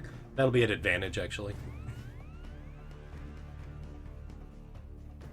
The water's so cold, he can't really move very well. Nice, that's a hit. Nice job. I get up on my knees and then start smashing the captain who's still laying under me. All right, sounds good. How many times? You gonna hit him twice? I can only hit him twice. Yeah, that's fine. Go ahead. I'm counting them out. I missed. Try I had a again. little bit of blood dripping in my eyes. Right. There you go. You hit him that time. Nice. Alrighty. So he's still kind of breathing the air for you. I'll stand up All right. and move right there. Okay, sounds good. The captain back where he was. Suddenly, the monodrone kind of hops down and he goes beep beep beep beep beep beep beep beep beep, and he walks over to Balls, and Balls you hear beep beep beep beep beep beep beep beep beep beep beep beep beep beep beep, and turns into a piece of dust and disappears. That's Lou.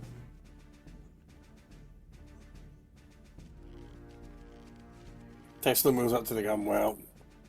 He moves his hex over to 14, and dang it. Takes a shot. Okay.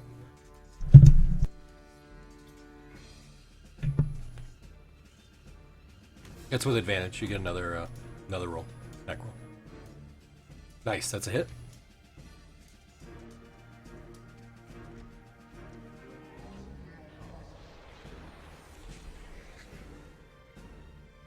Harry. I'll crash my Dust Devil into him. Alrighty. Kicking up mist. Oh. Succeeds. As a bonus action or whatever. He dies. As he dies, you hear on the shore a big moan and groan as it seems that everybody is clearly disappointed because there's one less human they can eat. How far away is he?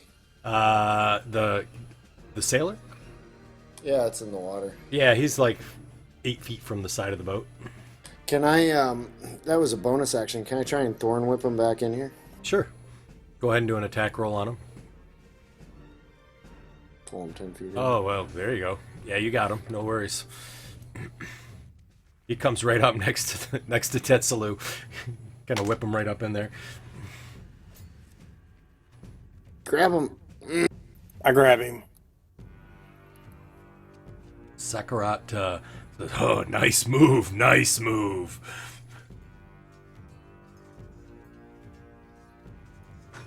Sorry, Captain needs a death save. Yep, he's dead. All right, so that is it. As that happens, you hear kind of behind you, you hear Sakarat kind of clapping, clap, clap, clap. You're like, oh, nice work, nice work. Like It's that. all planned out. All planned out. Strong work. I like it. We executed that plan perfectly.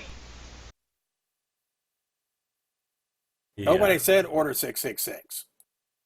I did after I attacked. That's the plan.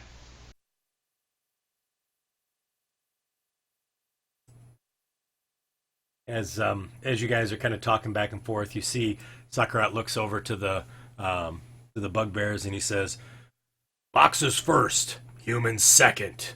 And they all kind of cheer, and he kind of reaches over and he says, "Come on, follow me." And he indicates to you guys for you to follow him.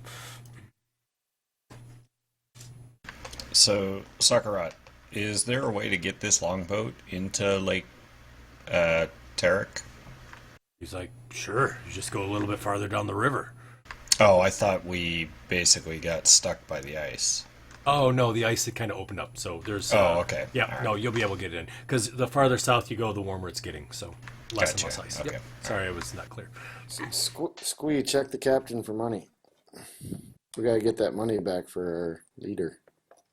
I think you guys already got it last session. Oh, did we? Yep. The 165 gold pieces. All right. Good Never job mind. remembering though that you guys need it. So all right. Well, somebody on the ship got it. We're not for sure who stole that money. Well, it's in the party sheet. It's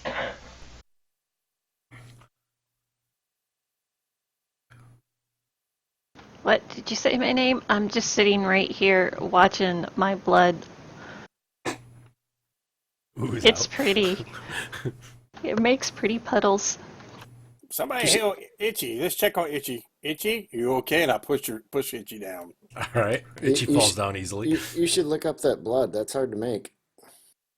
or maybe Itchy doesn't. You're probably still Oh no, you would have not been. No, I'm not raging anymore. Oh well, maybe Balls doesn't push you down. He tries. Yeah, even if with you weren't advantage, you still wouldn't have. All I right. punched him in the you-know-whats. The balls. Maybe I am Punch still balls and raging. balls. Maybe you are. That's not nice. Are you okay? I'm fine. Okay, let's go. I'm going to use my hit dice as I'm sitting here. All right, sounds good. As that happens, Too. you do see that a couple of the bugbears come onto the ship and take some of the weapons off, but a couple of them also kind of go over towards the sailors and they start ripping off an arm, and you hear Sakura says, "No, I said weapons first." And they kind of look at him and they kind of scowl at him. He's like, "If you don't, I'm going to give you this." And he kind of runs over and they pick up some weapons, and you can hear him under his breath, "These damn things." And eventually, though, they do continue to kind of get on the boat and sort of take off all the weapons that are there. They get underneath the hull and grab all the boxes and start taking them in.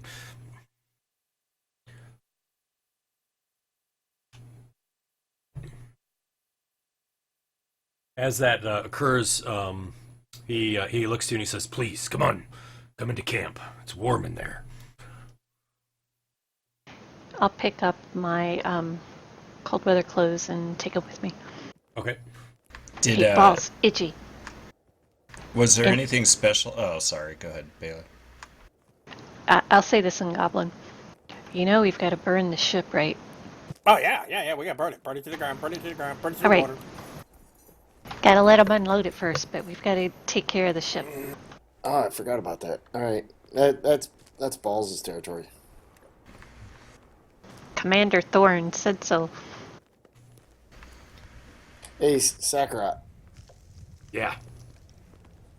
Commander Thorne said we gotta burn the ship once we unload it.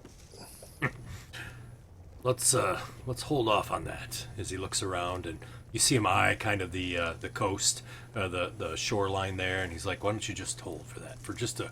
Let's just give it a little bit, okay?" Okay. Now, is Sakura speaking common, or is he speaking? He does. Okay. So he So speaks when in I common. hear that, I go, well, we need to get across the lake, and we should burn the boat once we get across the lake. Sakura says, "Well, then you definitely don't want to because there's no other ships around." Says, "Please, come on, let's go get some food." When did I I get just- to burn it? When did I get to burn it? Real quick, wanted to check. Was there anything about the great sword that? Oh, it was a normal greatsword. Okay, but it was a prison wall great sword. Yeah. Okay. Yeah, it was a collapsing greatsword. He has a custom sheath for it. Right. So there's a great sword. Does anybody want it? I mean, I can put it in the chart in the thing if you want it. Tetsu might want it. I think you could use it as a hex blade. Okay, cool. Let me throw it in. I'll there. double check, but Great sword.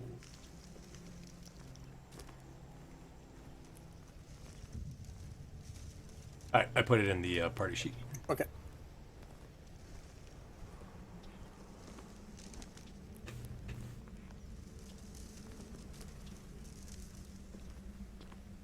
There was a lot of hit die being thrown there. Well, those guys were like wisdom experts. I know, weren't they? Yeah, being on that ship. So as you continue into the camp, you see that there definitely are groups of bugbears. You do see there's also goblins kind of running about, kind of causing all kinds of ruckus and whatnot. Birds, I guess. And you see that he kind of brings you towards the center. And as he does, the bugbears continue to sort of crowd behind you all as you're walking. And you can see Sakurat kind of eyes them as they sort of come a little bit closer to like Tetsulo or to Sue. And he yells, "Back off! They're with me." And you kind of keep seeing him say that. He's like, "These are my guests, all right? My guests. They bring us the steel." And people kind of cheer again and whatnot. As after the ship has been completely unloaded, you do see that the arms are being distributed throughout the camp, and so sort of in a wave you see them dropping these wooden clubs and these very primitive weapons, and now they're holding axes and shields, and some of them have swords and whatnot, and so you've really sort of armed this entire camp that's here. And Sakurat says, "We hold a feast in the honor of the weapons shipment and our allies." And the crew, everybody kind of, the camp sort of gets into this yelling sort of frenzy that's there. And he's like, "Bring in the boar." And you see a whole bunch of people kind of run off. Do we have a ballpark about how many bugbears and goblins are here? Yeah, there's, I have to remember how many hang on one second. I gotta read one thing and then I can tell you, because I think I know the number, but I want to make sure that I got it right. Yes, there's probably about 300 bugbears here.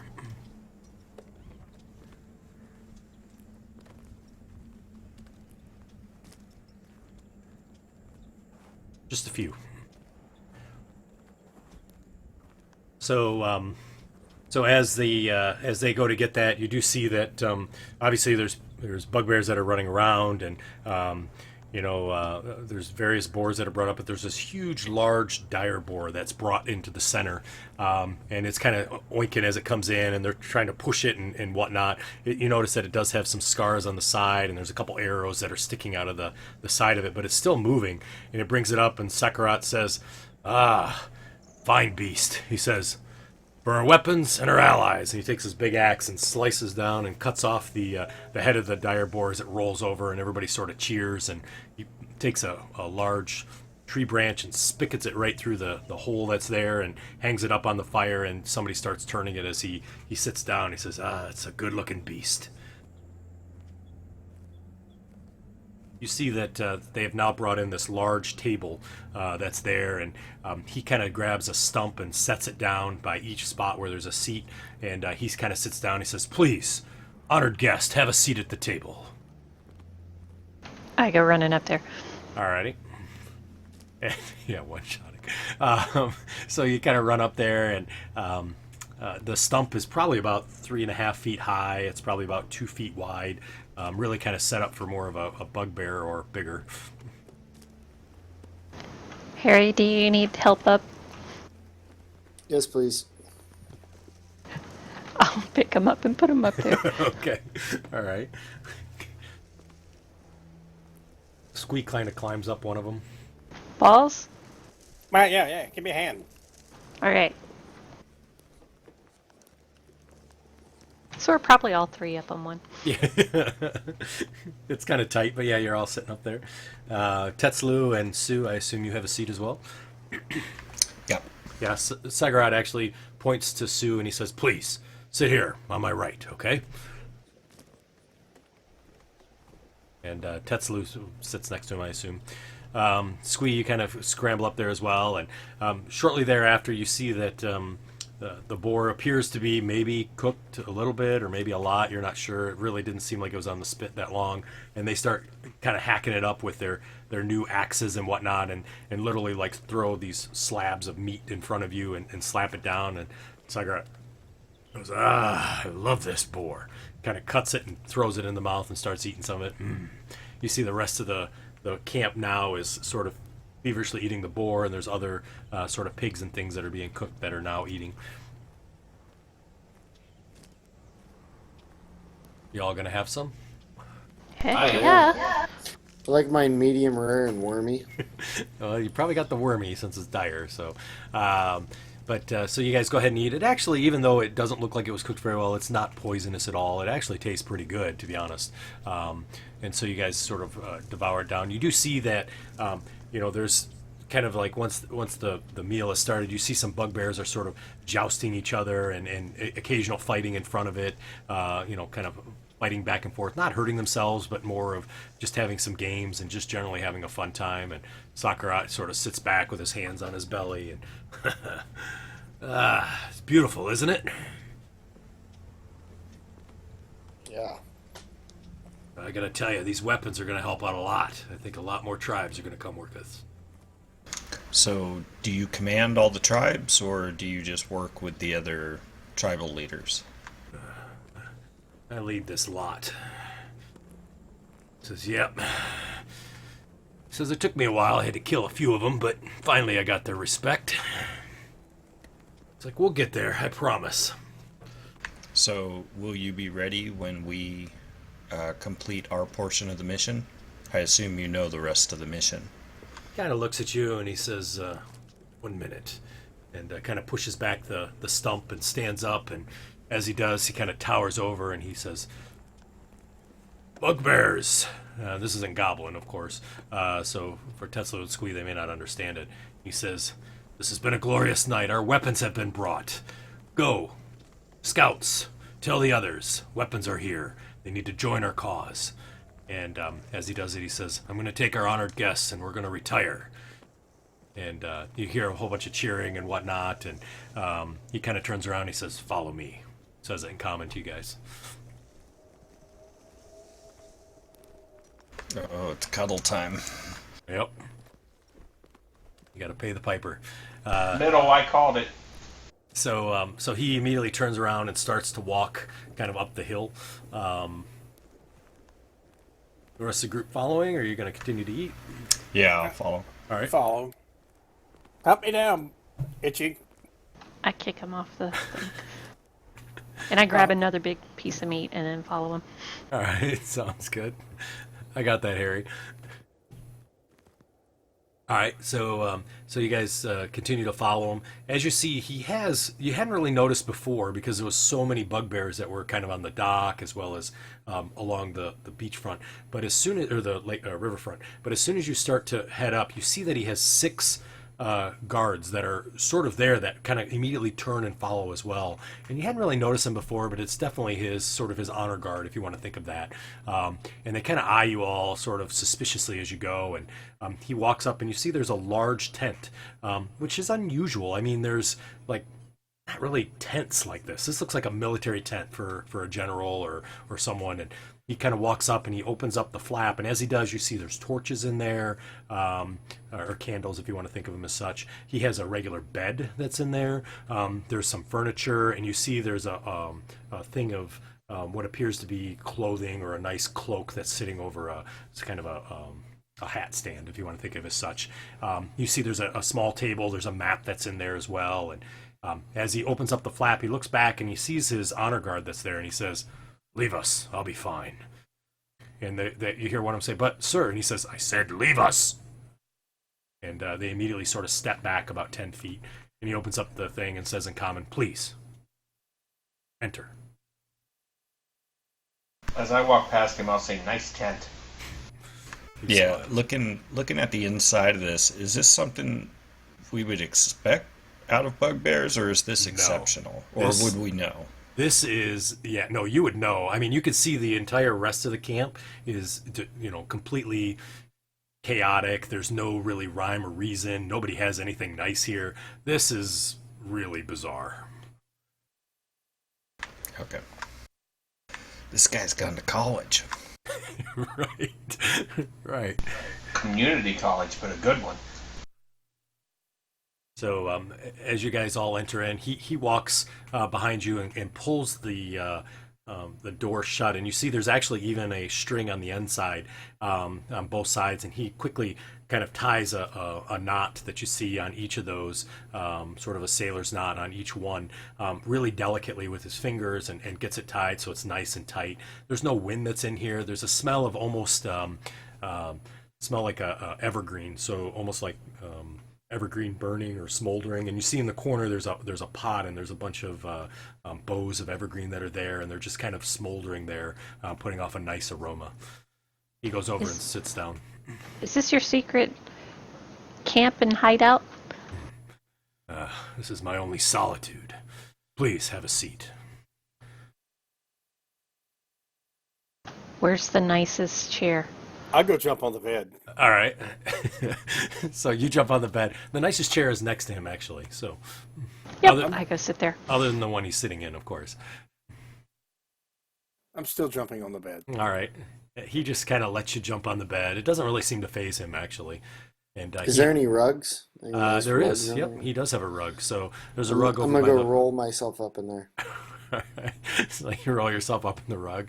It's a nice polar bear rug, actually. Ooh. Yeah, so it's nice and soft and cushy.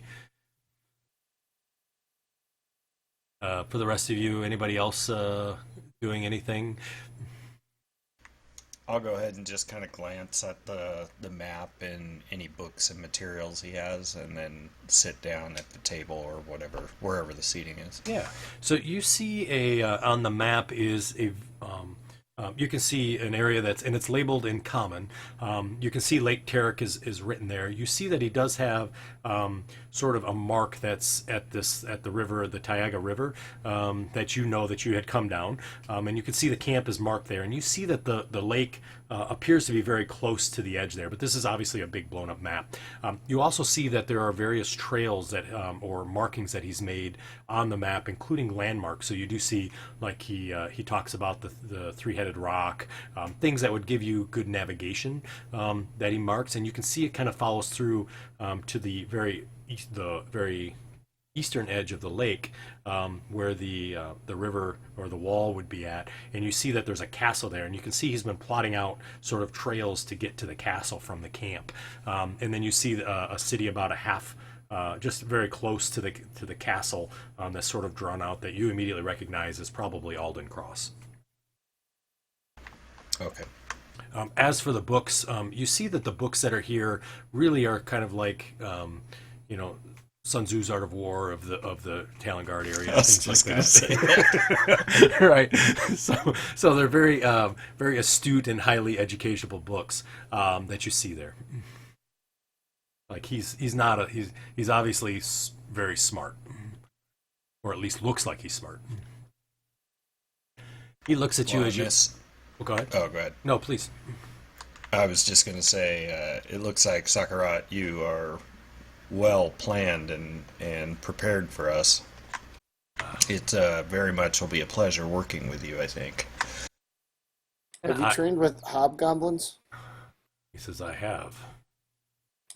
It shows. Thank you. And he kind of looks at you, and he gets sort of this critical eye looking at you, Sue, and he says, I don't understand. What is it that you don't understand? So, I know that you've brought me weapons. And you know that these weapons will be used against your kind. Not my kind. Well, you may not be from the north, but they're your own kind. You must know that. When Ballantine falls, the Horde's going to pour over the shattered gates. We'll see the Tellurians slaughtered by the thousands. Yet I see no regret in your eyes. Tell me, why is this? My brother Tetsalu and I are two of the only of my kind remaining in the lands. We were wiped out years ago by King Malandrach. We are not of the human race. Of course, you're Yanti. We are humanoid, You're but not Yanti. humans. Yanti, yes. Yes. Huh. I didn't know they even existed anymore. Big smile comes across his face. Looks upon us indeed. So, tell me, what are we doing here? You've brought me weapons, I appreciate it.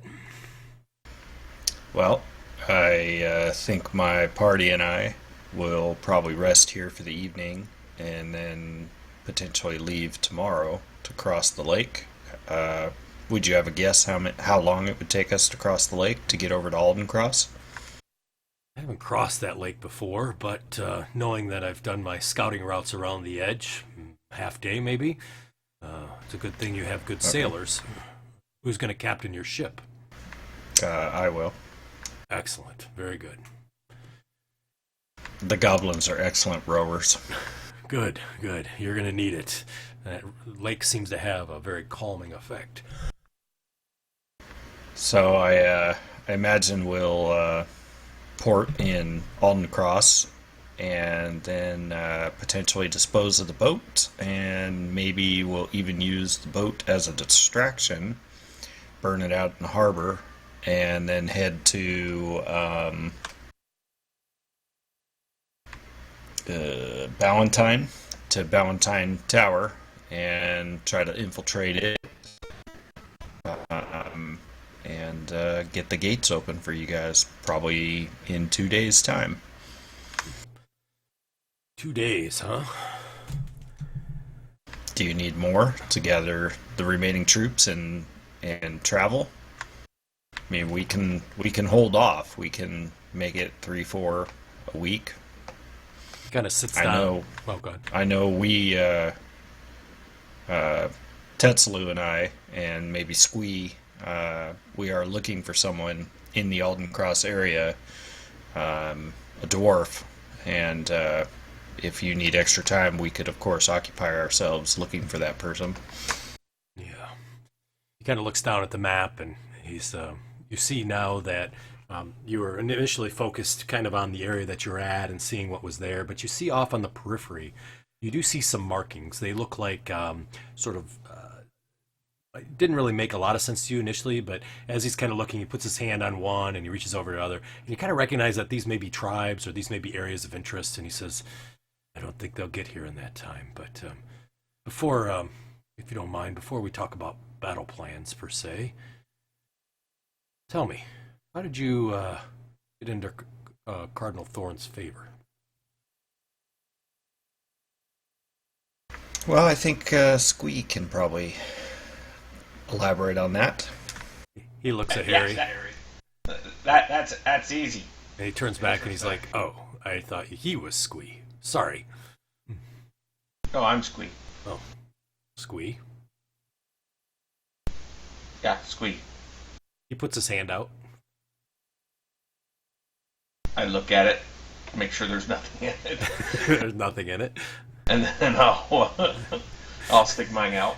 So as he grabs your hand, his hand literally covers your hand, forearm, and half of your upper arm as he grabs on and literally grabs it like a stick and shakes it. Good to meet you, Squee. You too. That's going to take a longer dagger. Yeah. The plan was easy. We just get ourselves captured. That got us in his good graces. Captured? That doesn't sound like something that Cardinal Thorn would do. No. We got ourselves captured, not by him. Oh. And so that's how you got into Cardinal Thorn's graces? Yep. We got captured, and then we escaped and made our way to him, and that showed him that we were worth investing in. Huh. Interesting. So, what are you, his hirelings? Is you what's your role? Is this just a one-time deal? We're working with him for the same ends. Really? Like, Yep, he's the boss. The boss? You mean like he pays you? Yeah, absolutely, he pays us. Well, Good coin, too. I see. So are you indentured? No. Huh. We're part of his inner circle. Really? Yep. Well, if you're part of his inner circle, he must have a special name for you. Oh, he does, yeah. Really? What does he call Yeah, you? he calls us the Knot. His head kind of flips back a little bit. He says, the knot? What do you mean, the knot? Just the knot? Well, ninth knot. Huh. So he has 8 other knots? Yeah, we're the highest though. He kind of looks, you see a big smile comes across his face. So, 9 knots already, huh? Boy, that didn't take long, did it? He looks Nope. He looks to you and he reaches down, and as he does, you see he kind of grabs onto his tunic and armor that's there, and he sort of pulls it down. And as he does, you see that in his chest has been burned in the symbol of Asmodeus. He says, I am the first knot, the Avarian knot. It's nice to know that there's 8 other knots working with us. Hey, that's pretty good. He says, but I have to tell you, I'm really the only true member of this knot. He kind of reaches out, he sort of points towards the door and flicks his hand. The rest are only fools, as you can see. All of them are part of the knot? Of course, they follow me. Whatever follows me is part of the knot. Don't worry. The greater glory of Asmodeus will take care of them, that's for sure. As you know, Asmodeus will take care of us, right? Yep. He has so far. So what did you learn about our Cardinal Thorn when you were there? Anything in particular? I'm curious. I haven't seen him in a long time. He serves a good food. He does. I agree. My mission was to come up here and to collect all the warlords and whatnot. This was done a couple months ago. I've been up here, since summer, I think. And I've been collecting them, waiting for you and your weapons. I didn't know when you were going to arrive, but I see you're here. So you've collected them all? I still have more to collect. It's going to take me he looks back to Sue, a couple weeks at least. Ooh, that... Well, I'm sure it'll be fine. What do you mean? Nothing. I'm sure you'll have more than enough people to do the job. I will. I'll have enough. I promise you. He says, well, tomorrow you got to leave camp in the morning. We do? You can hear kind of the outside of the ruckus of the bugbears. You'll never be safe here. Goblins will. Kobold, they like to eat kobold, so I have to be honest, you're lucky you didn't get eaten on the way in. And, Sue, Wait. How many did you have to kill to earn their respect? Bugbears? Yeah. I don't know, about 50? That might make your amount of troops a little thin, wouldn't it? Yeah, that's why we're getting more. But, Sue, I'm going to be honest, I know you're Yanti, and I know Tetsi is too, but I don't think they're going to really differentiate that. No, and I appreciate your candor. Yeah, over the next week, I'll get more tribes to my rally to my banner, especially since I promised them blood, and we've given them steel thanks to you. So what is your time frame, do you believe? Well, I think another week to gather the rest of these tribes, and he now gets up, kind of up on the seat of his chair, and he's leaning over the map, and he's now pointing on the map. He's kind of pointing in these various directions where these symbols are. He says, we'll be bringing them in, and you can see him kind of bringing his hand in towards the camp, and he says, I think about a week. He says, after that, we'll march, and it'll be about probably a week or so for us to march with this many troops. And I'll be poised to strike at that point. I'll move my horde to the valley, and he kind of points on the map, and he says, just right here. And you see it's just north to the castle of Ballantyne that's there. He says, we'll wait there for the signal. And he kind of looks behind, and he sees that Itchy is now snoring, and he sees that Harry is running around trying to scare Balls. He just kind of smiles and sort of taps you both on the head like little kids. And he reaches underneath the bed and he pulls out this box. And the box is maybe, a foot long, probably about 4 inches wide, 4 inches high, and it has a lid on it. And he brings it over and he sets it down and he pushes it to you, Sue, and he says, we'll wait there for your signal. He says, take this, fire this rocket into the air. Within an hour, we'll attack. Make sure the way is ready, though. Okay. I was going to ask if we need to set up some sort of signal. I got that covered. So he said, now, when you fire that, it's going to put a large signal up in the sky. A lot of people are going to know, right? After that, we'll gather. After we've taken it, my horde and I will be idle, but they'll start to grow anxious, of course, once they're there. I can hold them together for maybe another 2 weeks, so that gives you about a month. After that, I expect the desertions, the squabbling. You get the picture, right? Yeah. So, please, get your work done before then. You got 1 month to infiltrate and destroy Ballantine. He kind of hands over the rocket to you again and kind of pushes it. And as he does, he looks right at you. And at this point, he's kind of been smiling, and he gets really sort of serious and stares at you, and he says, Can you do this? In 1 month? Can you break the watch wall?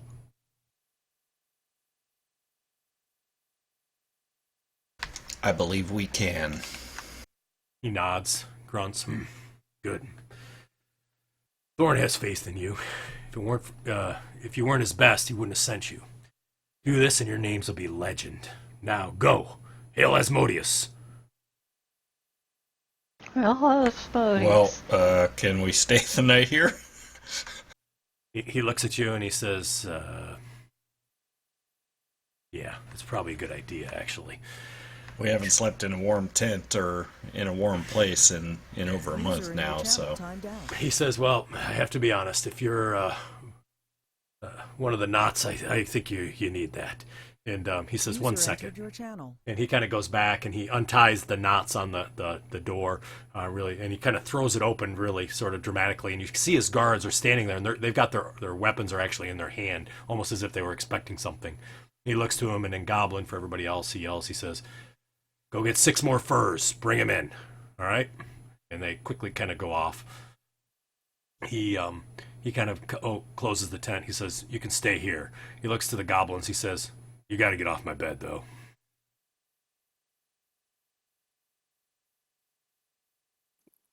Why? My bed. You get the furs. Sorry, my tent. Your tent, your rules? That's kind of the way it goes, my friend. But my knot's higher than your knot. Actually, the first and only knot, right? Or the first knot, I should say. The highest order. All right, I get off the bed. Okay, sounds good. He's obviously going by golfing scores, not bowling scores. Right, exactly. So they quickly bring in some furs for you all. You see that he kind of sits at the map and just sort of studies it for a while. And he brings out one of his books and kind of sits down and leans back and just kind of sits there. And then he kind of walks over and grabs the evergreens that are burning and the little jar that he has, and he sets it down at on top of the map, keeping the map safe, obviously, and just sort of takes in the evergreen smell and sits there and sort of pages through his book as he's sitting there. Ask any college student. It's not good to get high and study at the same time. He just continues to read, sort of completely oblivious to what you guys are doing in the tent.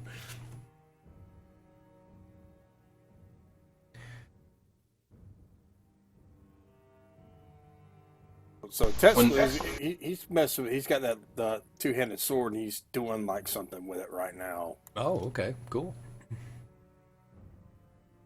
He's kind of working on it and everything. Yep. He's actually making his pack weapon. Nice, sounds good.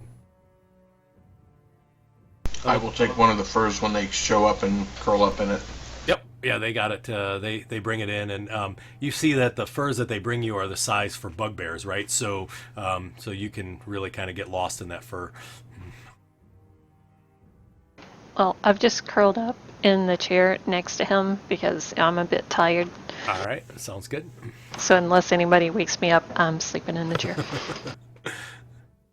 I'm making a couple of false piles under the fur so that nobody knows which pile's me. Okay, sounds good. I'll just kind of settle in, but I'll watch Sakurai because I'm extremely just enamored and interested with him and what he actually is, type of thing. Yeah, absolutely. So I'll just kind of people watch kind of thing. Gotcha. So yeah, as you watch him throughout the night, he just continues to kind of page through the book and sort of nods. It looks like, I mean, the book's well worn, so it looks like a book that he reads fairly often, and you can kind of see him paging through that book that's there. And it's weird because his hands are huge, right? And it's a kind of a smaller book, so he's kind of like really delicate with that book, opening it up between two fingers and grabbing a page with pinching between two fingers to turn it so he doesn't hurt the book at all. Does he wear bifocals or a monocle? I imagine him with a monocle. Yeah, right. Yeah, as the night gets by, it gets a little later. You do see that he gets a little dreary, and he kind of puts some glasses on or a monocle just because his eyes are tired. Are you guys setting up watch, by the way? Yeah, well, I'll watch that first section while I'm people watching him. Gotcha. So everybody else, I assume, goes to sleep. He looks over to you, Sue, as you're sitting there, and he's still kind of reading his book and whatnot, and he says, "Smart watch. It's a good idea." Well, you have warned us that we might not be entirely safe in your camp. Right. Because I think, at least in the tent, they're so drunk with rot gut out there, as well as dire boar. I think they're probably going to be fine tonight, but tomorrow could be a different story. Kind of closes the book and sets it down, takes off his monocle, and sort of stretches and puts his arms out. Crack, crack, crack. Kind of unstraps his armor, as you see, and he sets it on another post that's there, and it's kind of sitting like a full set of armor, and says, "Don't stay up too late." Yes, of course. And he kind of crawls into his bed, and you see the bed kind of bows a little bit as he gets into it, pulls one of the furs up and over, and immediately starts to fall asleep and snores very loudly. The rest of the night, you guys are able to get through your watches without any issues, and we'll just take a quick few-minute break. When you wake up in the morning, you do see that Sakarat is still sleeping, snoring while he's sleeping. Excuse me. What would you all like to do? Now, you said he pulled out a horn or gave us a horn, or... A horn? Oh, maybe Did I I miss imagined that. It was a rocket gun. Flare rocket. gun. He gave you a rocket. That's right. Sorry, I was like, a horn? I don't remember a horn. Do I have a rocket? I don't know if I created... Oh, I did. Oh, look at this. Oh, my goodness. I have a rocket. And he gave that specifically to Sue, right? Yeah, he pushed it to Sue, because he was kind of sitting at the table talking to Sue. It's in there. It's one signal rocket.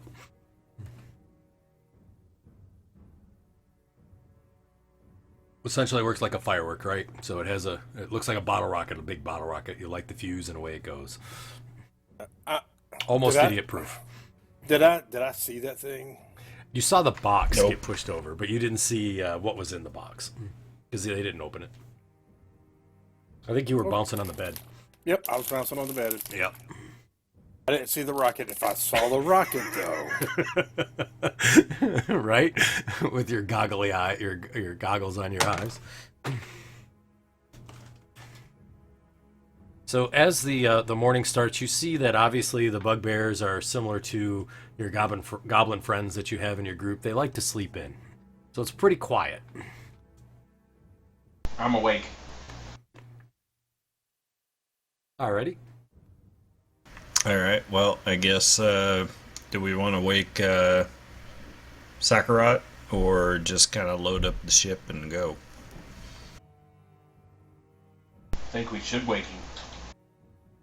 So, just so you know, this is what I was thinking, and obviously it's up for interpretation or adjustment or whatever, was that we sail the ship that we have over to Aldencross. Oh. We port there. They don't have a port. I just wanted to make that clear. So the city's off the lake about a quarter of a mile, but they do have some docks and things that are there for fishing. I just wanted to... Okay, well, that, yeah. You would know that, though, because you're from Aldencross, right? Yeah. Okay. Do Now, any of us know how to, pilot a boat? Well, we've spent over a month doing, or, on the boat, so I think we would have an okay idea, right? Yeah, we'll be fine. We'll be fine. What could possibly go wrong? I mean, this is us. I mean, come on. As a player, I can't remember what our instructions were about when we were supposed to inform him that it was done. Was that after we killed the crew or after we gotten rid of the boat? Inform who? We were supposed to inform the big cheese, the head honcho, the boss. That's after the bugbears infiltrate the Tower of Ballantine. So what I wrote down was deliver supplies to Sakurat, kill Captain Odenkirk and his crew, destroy the ship, infiltrate the Tower of Ballantine, kill the commander, and allow the bugbears to access through the gate. Break the clay seal when the mission is complete. That's what I have written down.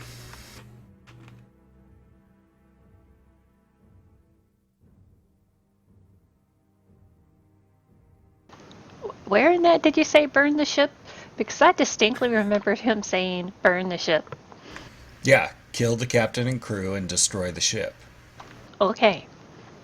Boss? But I think we should use the ship to get to Aldencross, otherwise we have no way to get there. We'd have to go around the lake. Well, look, you have to figure out if we're supposed to follow the instructions exactly, or we're supposed to just do whatever we want to do. Well, there's no part of the instructions that say go to Aldencross. So what I am suggesting is that we take the ship to Aldencross. We do whatever we want to do in Aldencross, because we have up to a month to take the tower. Then when we're on our way to the tower, to take the tower, maybe we burn the ship and try to do a whole bunch of destruction to the docks and stuff in the area. And use that as a diversion, maybe to draw soldiers that direction, because Aldencross is kind of a town that the soldiers live in, and I actually believe that the commander of Ballantine lives in Aldencross. I'm not positive on that, but I think that's so. So we burn the ship in Aldencross, and then we head to Ballantine, either kill the commander before we get there or kill the commander when we're there, and then we assess what the forces are, open the gate, launch the rocket, let the bugbears through, break the clay seal, and toast. Yes, you're right. So, Go ahead. when do we burn the boat? Holy shit, if I had a .45 pistol, I would shoot myself in the face multiple times. Do we get eggs with the toast? I hand him a 45. Yes, there are eggs. There are eggs, yes. We burn the ship. That now? After we go to Aldencross, after we cross Lake Tarrick, we have We to should have get an order for across burning the ship. the lake. No, we're not doing orders, because Squee can't follow orders and just kills people on a whim, no matter what the plan is. But we need an order. 666 was burn the ship. No, Order 666 was kill the captain and his crew. Well, then that was the problem. I attacked the captain and yelled 666.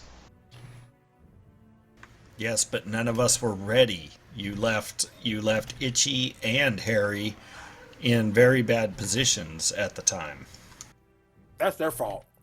We were supposed to say the order before we attack, because they don't Yes. know what the order is. Yes. Good job, Harry. Yes. See, Harry knows the plan. I'm the smart one. Shut up, Harry. Shut up, balls. So we get to burn the boat now? We have to have an order first. I will give the order. Order 555? I will not tell you the order. I will just give you the order. That's I not have a gonna work. number in mind. Don't try to guess it. Is it because you cannot. 555? Nope, it is not. Don't do order 123. I won't. That's my luggage combination. Is it between the number between 1 and 10? It is not. It's Take 11. off your boots, balls. Then you can go up to 1 to 20. Don't do order 222. That's our deuce order. Is there anything we... Is there anything we need to do before we leave this camp? Order deuce, deuce, deuce. Burn the boat. Nope. Nope. We're waiting to burn the boat. We need to review that plan 2 more times. I'm So not can going you to go through it 2 more times? Nope. Wait till the video comes back. Rewind it. Watch it. Rewind it. Watch it. Hey, every good plan should be reviewed 3 times. Yes, and that was not a good plan. And you reviewed it 3 times and it still sucked. And you've screwed up 2 other engagements after that. So I think we're done. I think we're done with your planning. Has anyone died? Has anyone died? Plans Yeah. perfectly. Actually, Tetsalu died. Plans went perfectly. Everybody lived. Who put him in charge? I know, right? Squee? Yeah, I know, right? That was a bad plan, Squee. Did you die? Let's burn the boat. You burn the boat. We're waiting and for the we're walking. order. Can I burn it just a little bit? Why don't you... No. Okay, no. Now, Sakarat said it's a day across the lake, or a half a day across the lake. Once we get to Alden Cross, we can visit some taverns. Burn the boat? Not right away. I think we should actually maybe look for Marga when we get to Alden Cross or in that area. How far away was this town we were captured in from Alden Cross? Maybe an hour, 2 hours or so. It's just a small little town that was on the path across west along the Great Road. It was, yeah, okay, so it was the west, right? Yeah, yeah. Burn the boat! Burn the boat!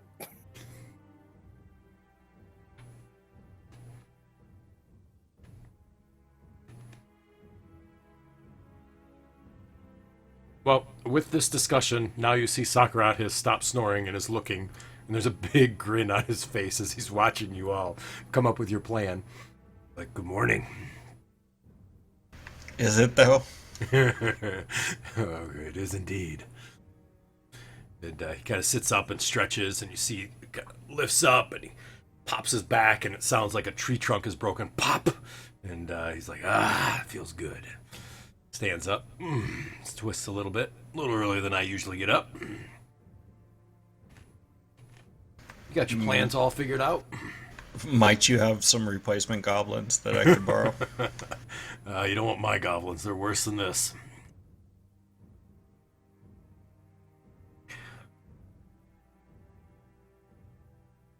As you're heading out to the ship?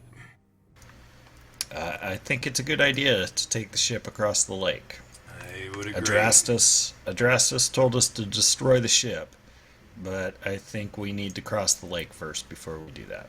I agree, because you'd have a hard time climbing up the side of that wall. That's for sure.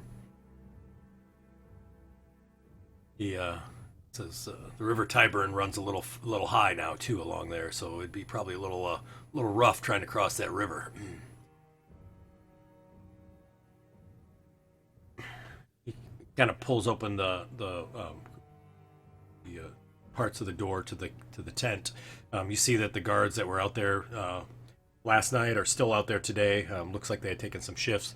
One of them kind of wakes up and stands up, and he looks at them and says in Goblin to him, he says, "Escort our friends and honored guests back to their ship."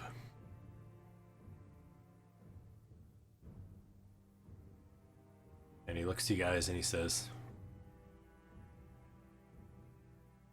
"Till we see each other again, I look forward to the signal." Will you Yep, be able to see see you it in all the 2 way weeks. across the lake? I'll see your signal, don't worry. See you in 2 weeks. Month at the most. Remember, I can't keep them all together that long. Like trying to herd cats. Oh, you've been with our group. Yes, I could see what you're dealing with. He pats Sue on the back. He says, I'm glad to know I'm not the only one trying to do this.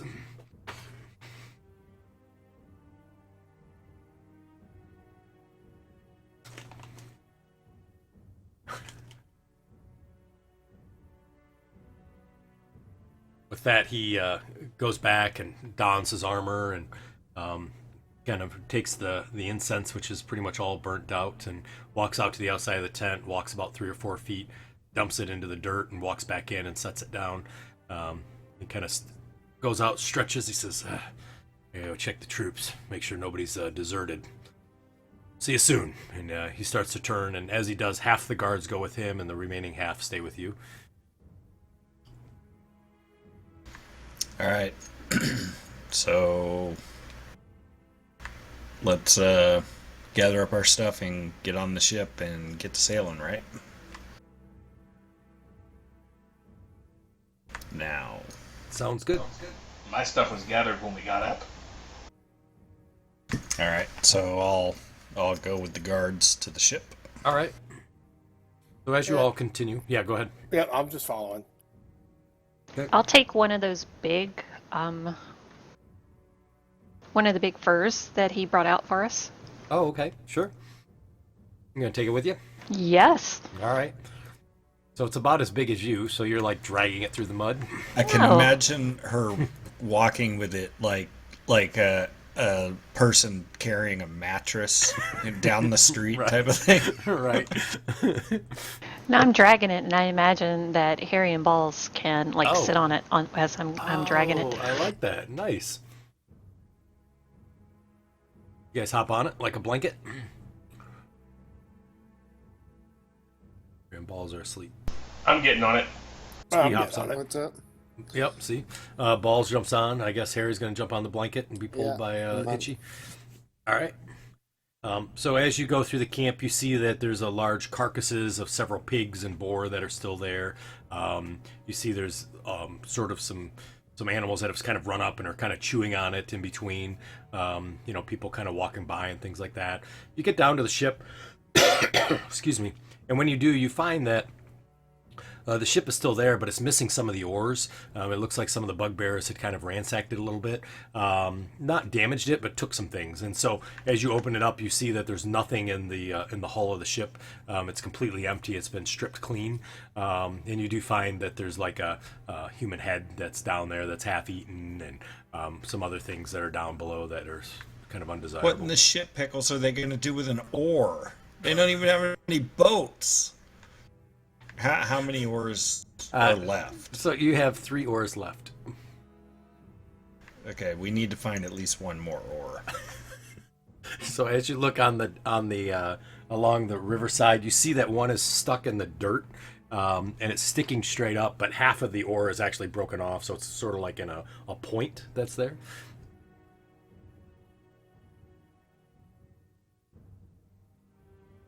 I'll take a couple minutes to kind of wander around and see if I can find one of the other oars that is more intact, or Sure. something I could use as an oar. Yeah, sure, no problem. So you kind of wander about and whatnot, and kind of looking for one. How about the rest of the group? You guys are on the ship now.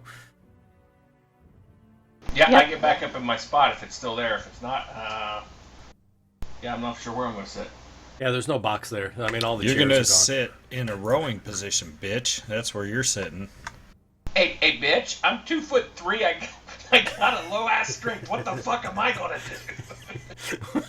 Sit your big ass down there in that spot and grab I that think oar. Solex just wants to see you row regardless. Sit your big ass down right there on that bench and grab that oar. I'll steer the boat. Of course, I can't see over the gun wall to steer, but that's okay. So after about 10 minutes, you're able to find another oar that's up the beach. I'm gonna cast Alright, my I'll grab unseen servant, ritual it, and have him help me or something. Give me a back Okay. massage while I row. Sure. All right, I'll come back to the ship and I'll go down, take the human head, throw it off, We don't need the stink. Or Wait, or can- the can we have temptation this- for someone to go down and have a snack while we're rowing across the lake. So you throw the human head over the side. I've got our oaring figured out.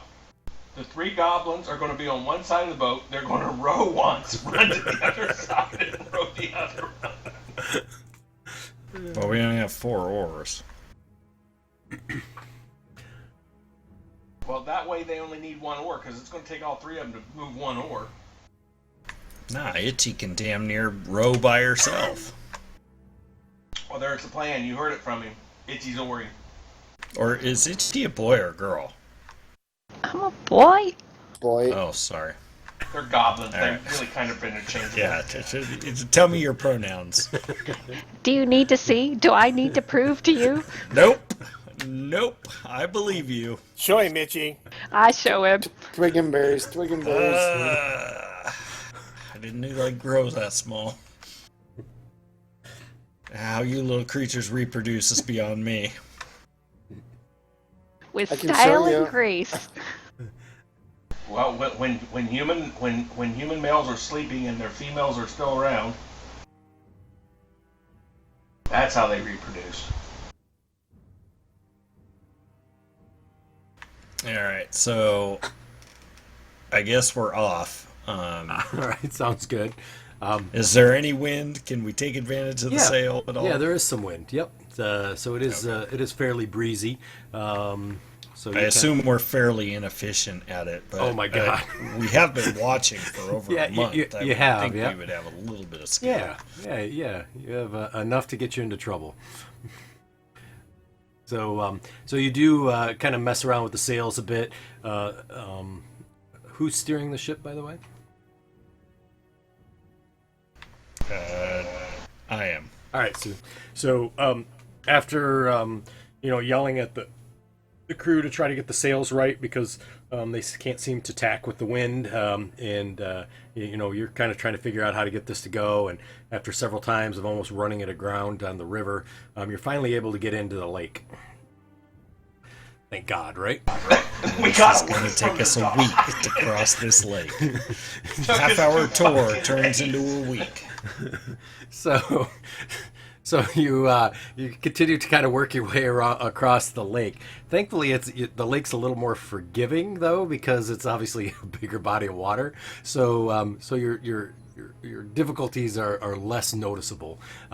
As you continue to sail, do you want to sail directly across the lake, or because you can't see across it? So or do you want to skim the coastline? So we can't. We can't pick out any anything to point at No, on the south side. No, you can't see the south side. Matter of fact, it's like, kind of like looking at the ocean or the Great Lakes. So you can't see anything. There's no landmarks. Oh, okay, it's a that big. big lake. Yep.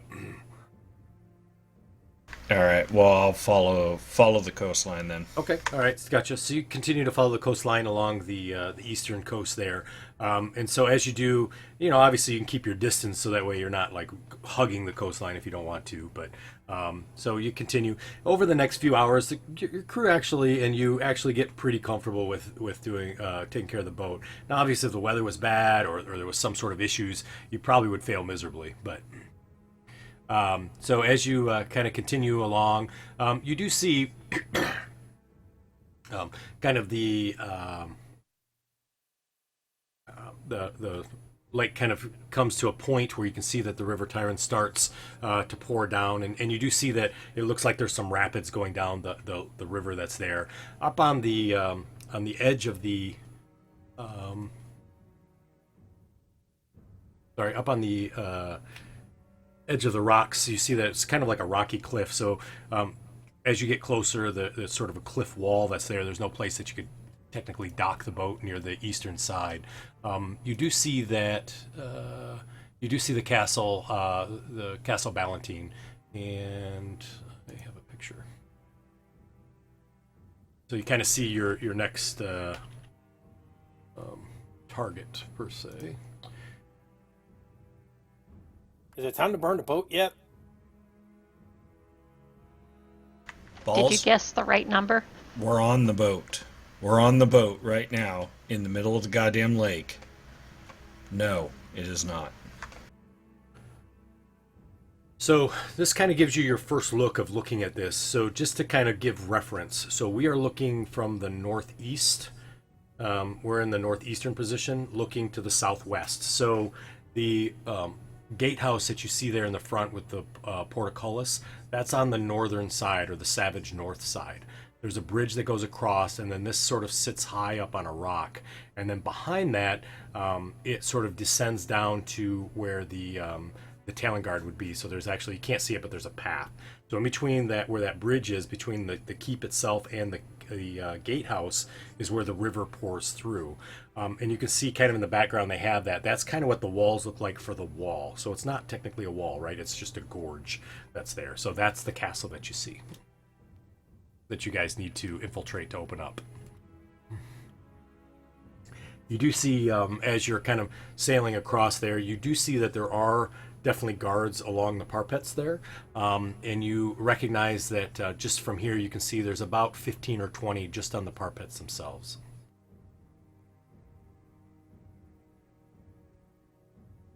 All right, I'll keep sailing toward Alden Cross. All right, so you kind of continue to coast, go along the coastline, kind of going across. You do know that the Alden Cross is about a mile away from the castle. So the castle can see Alden Cross can see the castle. Unfortunately, there's woods along the lake, so you can't actually see Alden Cross because it's in the woods. But if you're in Alden Cross, you can see it because it goes up a hill. Okay. You're going to say, Itchy? I was just going to ask, so if we're supposed to break into that thing? Apparently, I assume maybe the south side's easier to get to because it's on the Borderlands side, so it's the good guy. Right. I hate to use the word "good guys," but They are good guys, right? the Mitra group. Right. So I assume we can get in from the south side. Also, if we can cause that distraction in Alden Cross, maybe it'll pull, a whole bunch of soldiers off these walls and stuff to go fight fires or whatever in town. Well, I counted 11 of them up there. That's a lot. That is. Yeah, we'll definitely we'll have to come up with some kind of plan to infiltrate that, because if you're seeing 11 people up on the walls, Lord only knows, Asmodeus only knows how many soldiers are inside. Working on a plan to get us in there. And we're not going to listen to it.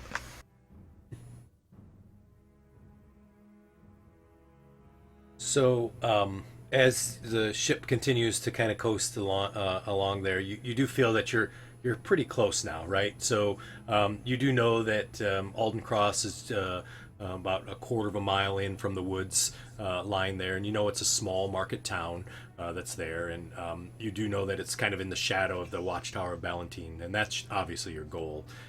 You do know that Sakrot's horde is preparing to move, and you know in a couple weeks they'll be in that small valley just north of the castle, waiting for your signal. You just have to fire that rocket in at the right moment, right? So, and then you guys can sort of claim vengeance against Talon Guard.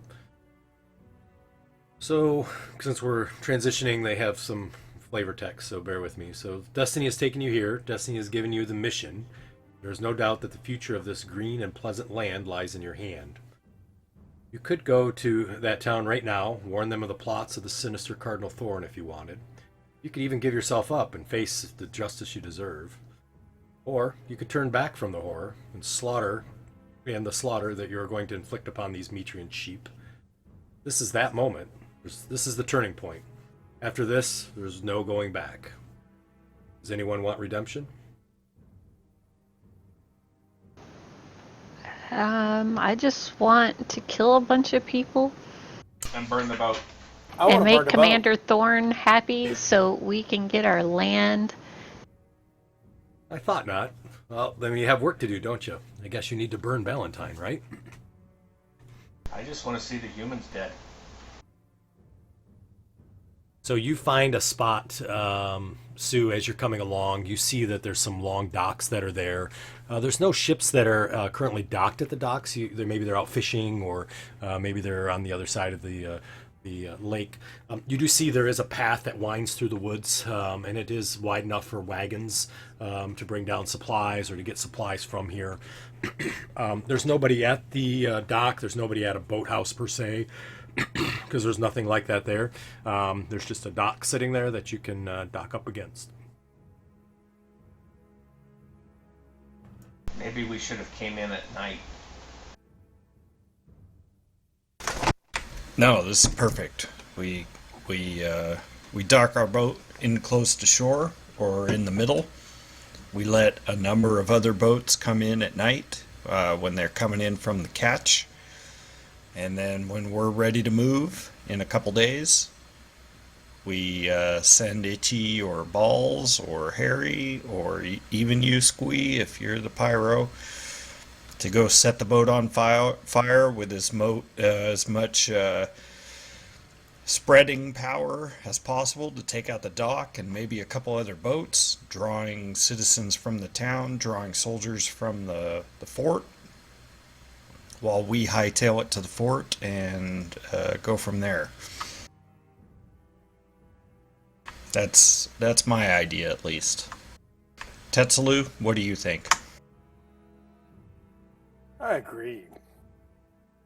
Wow, thanks. Us Yanti got to stick together, you know. We're brothers from another mother. As we're coming in, Yeah. or as we're approaching, Yeah. I want to, because I'm not doing anything on the boat. Sure. I want to study the cliff if I can, as much as I can that's sitting on. Absolutely. The castle is sitting on. So as you're sitting there, you see that the cliff itself appears to be essentially from the beginning of time, right? So this has been when the glaciers have moved through and cut through the rocks and made what's here. You do see that the rock is what appears to be granite. And as you look at that, you see the castle also doesn't appear to be built by human hands. You do recognize that it's human buildings typically have a certain shape and sort of utilitarian to them. This has designs on it. It actually has some flavor, some pizzazz to the building itself. And the building looks like the castle or the keep looks like it's been there for a very long time. Are the cliffs scalable? Ooh. So you could scale them. However, that being said, I think it would be very difficult and you'd have to be very skilled in being able to do that. So is it possible? Yes. Could you send an army of, something from the north to scale it? Probably not. And hence that's why they have this here is it's sort of a crossing so they can get in and out, but still it's very protected, right? It's even better than a wall because you can knock down a wall. This is very hard for them to cross. Whoops. No worries.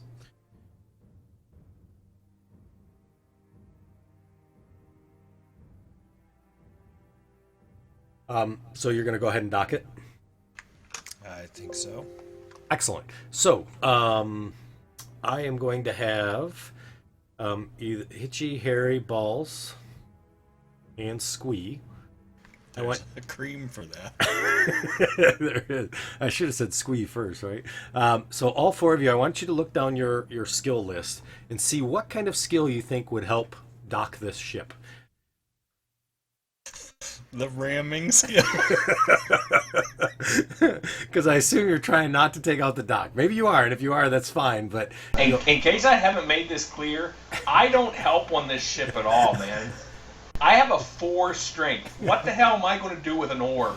look at your skills. See if there's something on your skills that you can help with. I'll try investigation. Oh, okay. All right, gotcha. Like, looking at the tide and, looking at the currents and Sure. and the dock and everything and our speed and the direction we're traveling. I like it. Go ahead and give me an investigation roll. Now, nobody else can use investigation, so you have to use I'm something going to else. use performance as a guidance, kind of like, do this and this and this. All right, I like it.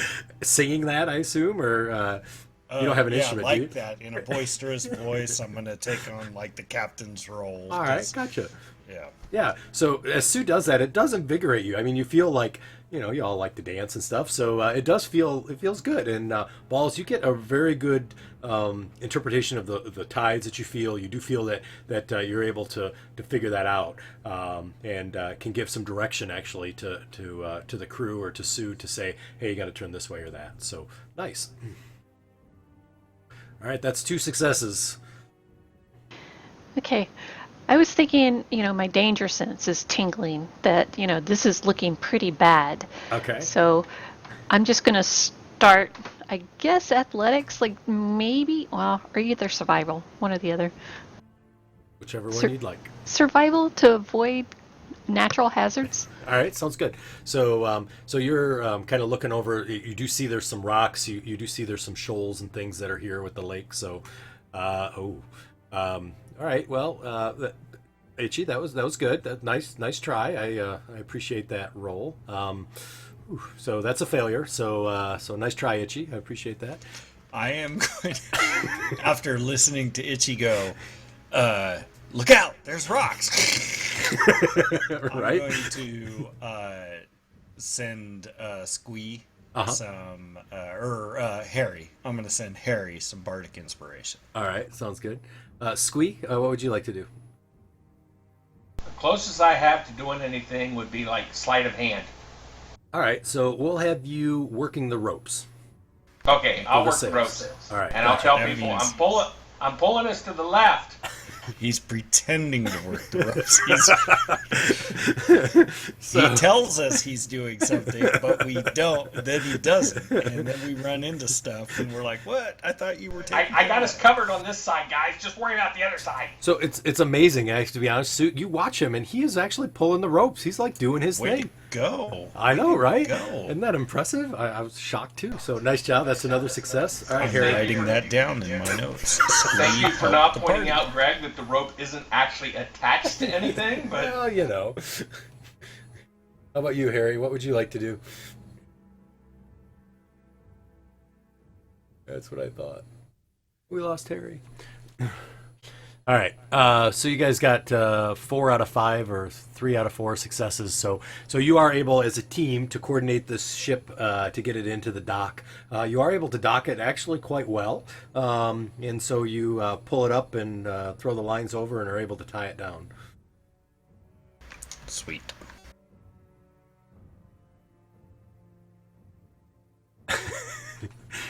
Now, Sue, you had mentioned kind of the plan there that you were at least discussing. Are you staying on the boat for 2 days?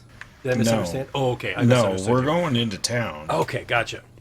We'll go to the tavern. We'll do whatever. I don't know how well that's going to work with the goblins, but Well, maybe they can disguise themselves as halflings or something. sure. So you actually. And- Oh, go ahead. And I want to. I want to, and I would assume Tetsalu and maybe even Squee want to maybe see if we can find out any information about Marga. Sure. So, Itchy, you see, as you're kind of talking about this, you now recognize that she looks just like you. She's just smaller. Oh, great. It's my mini me. It is. And since Harry's asleep, Harry also then suddenly looks like Itchy, who looks like you, but he's the same size as Itchy. And then you have Balls. It's my Oompa Loompas. Balls looks like Harry, looking like Itchy, looking like you. How about you, Squee? Oh, you look like a little boy. That's right. Or a little kid. Can you hold my hand, Daddy? After they look like me, I'll then, the first person I see that's maybe out on the dock area, I will make myself look like them. After these other guys have I already got you. made Right. themselves look Right, like right. me. Yeah, they've used their circlet. So, unfortunately, there's nobody on the dock, but as you go to town, I get it. Yeah. Rated an orphanage. That's not how you spell my name. All right, so you got 3 mini-me's, you got a little kid, and you got Tetsalu. All right. So, and obviously I don't want to take this whole thing over. I mean, you guys are, add in whatever. But my thought was, we go into town, we get a room at the end, we do our stupidity in town for a couple days. I'm going to try to find some information on Marga. Maybe I can get us some free rooms with some music. And then we kind of make our plan, kind of see the inner workings of the town, see how many guards and various people from Ballantyne come into town, and maybe if we can get any information on the captain, who he is, if he lives there in town, so on and so forth. That sounds good to me. When can we burn the boat? I've already told you that. I've told you that a number of times. I want to try and scout out. I'm going to these write little it down. places. And Is they it time? know you can't read. So, Is it time yet? No. Squee, what were you going to do? I'm sorry. While they're doing that, I also want to try and scout out the tower if I can. Okay, so so the road goes into town. There's a separate road that goes from town to the tower. There's no road from here that goes to the tower. Do you want to go through the woods to get there, or do you want to go into town and then go up and scout it out? Well, no, I want to go into town with them, but while they're spending the next couple of days scouting out the town and stuff, I want to spend part of that time trying to scout out the tower. Gotcha. I understand what you're saying now. All right, sounds good. So you all heading up the road? Now, you said it was a half an hour or a half a mile? Oh, it's a half a mile. Half a mile. Okay. Yeah, it's super close. So Alden Cross is real close to the river. There's just some woods that is there that kind of blocks the view, and then it's what I think a mile from three-quarters of a mile from Alden Cross to the tower. So it's all very close. And about what time do you think it is? Oh, it's probably late afternoon or early evening at this point. It was rough getting out of that river. Yeah. Do you guys want to do anything before we hit the inn/tavern, or do we want to just head straight there for this first evening at least? I want to burn the boat. It might be better to go slowly to get there when it's a little bit darker. Well, I think everybody's disguised, right? Yeah, it looks like everybody is. Yeah, I just don't like sunlight.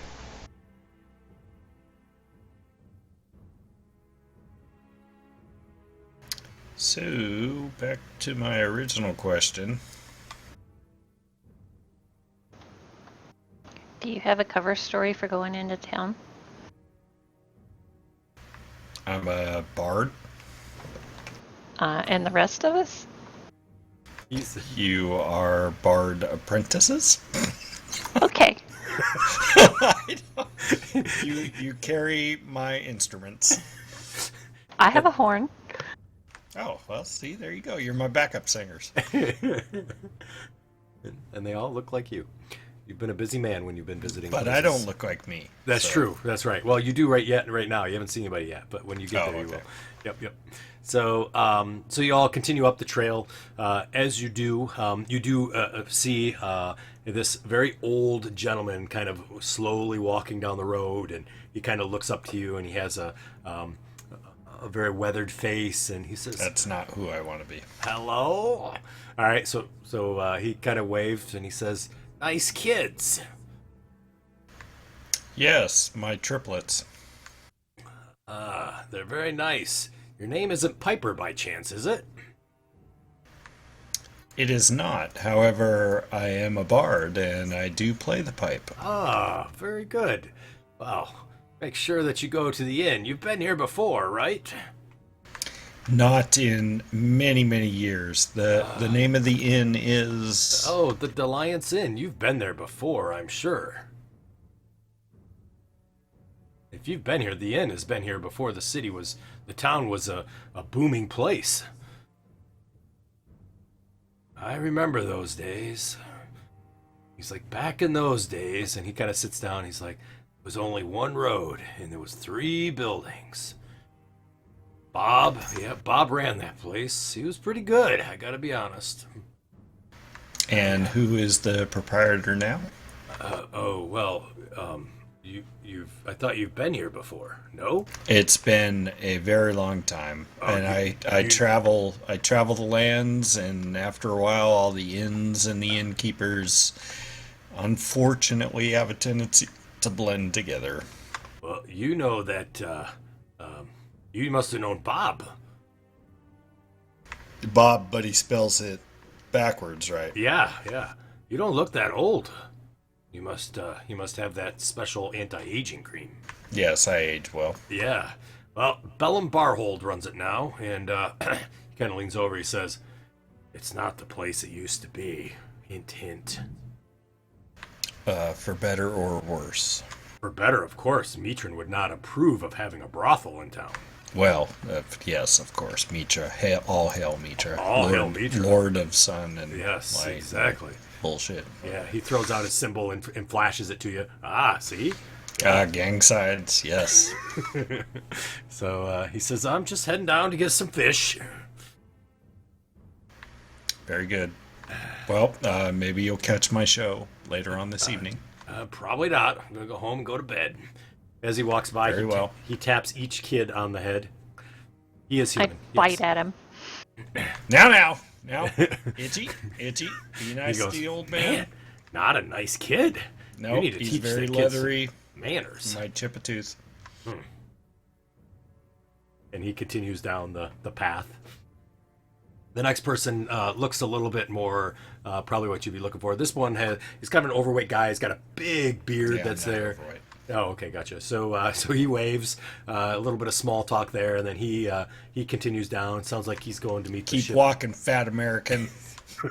get the ship tied down. So and then various people kind of walk by. Eventually, you find somebody that you would like to look like. Someone who's got somewhat of a face for the charisma of Gotcha. of show. Yeah, absolutely. So as you're Pat standing there. Sajak. Yeah, I was just gonna say. So as you're standing there, you see somebody who looks very much like Tom Cruise walks by, and he's like, "Hey, man!" And he continues, and he's like, "What's going on?" Nothing. We just got into town. We were heading to the Deliance Inn. Yeah. Well, I highly recommend it. He kind of reaches his hand out, and he says, "It's good to meet you." Good to meet you. And your name is? That's what I was going to ask you. So my name is Ornick. What's yours? Ornick, you say? Yeah, Ornick.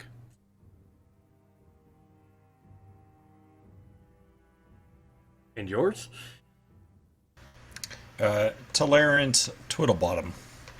Twiddlebottoms. Boy, that sounds from. Oh no, I didn't. It wasn't. It was Twiddle Up. I didn't know Twiddlebottom. Sorry. So, well, hey, it's good to meet you. I like your little band you got here. Oh, isn't he cute? And kind of reaches down. Yep, don't touch him. Oh, what's he got?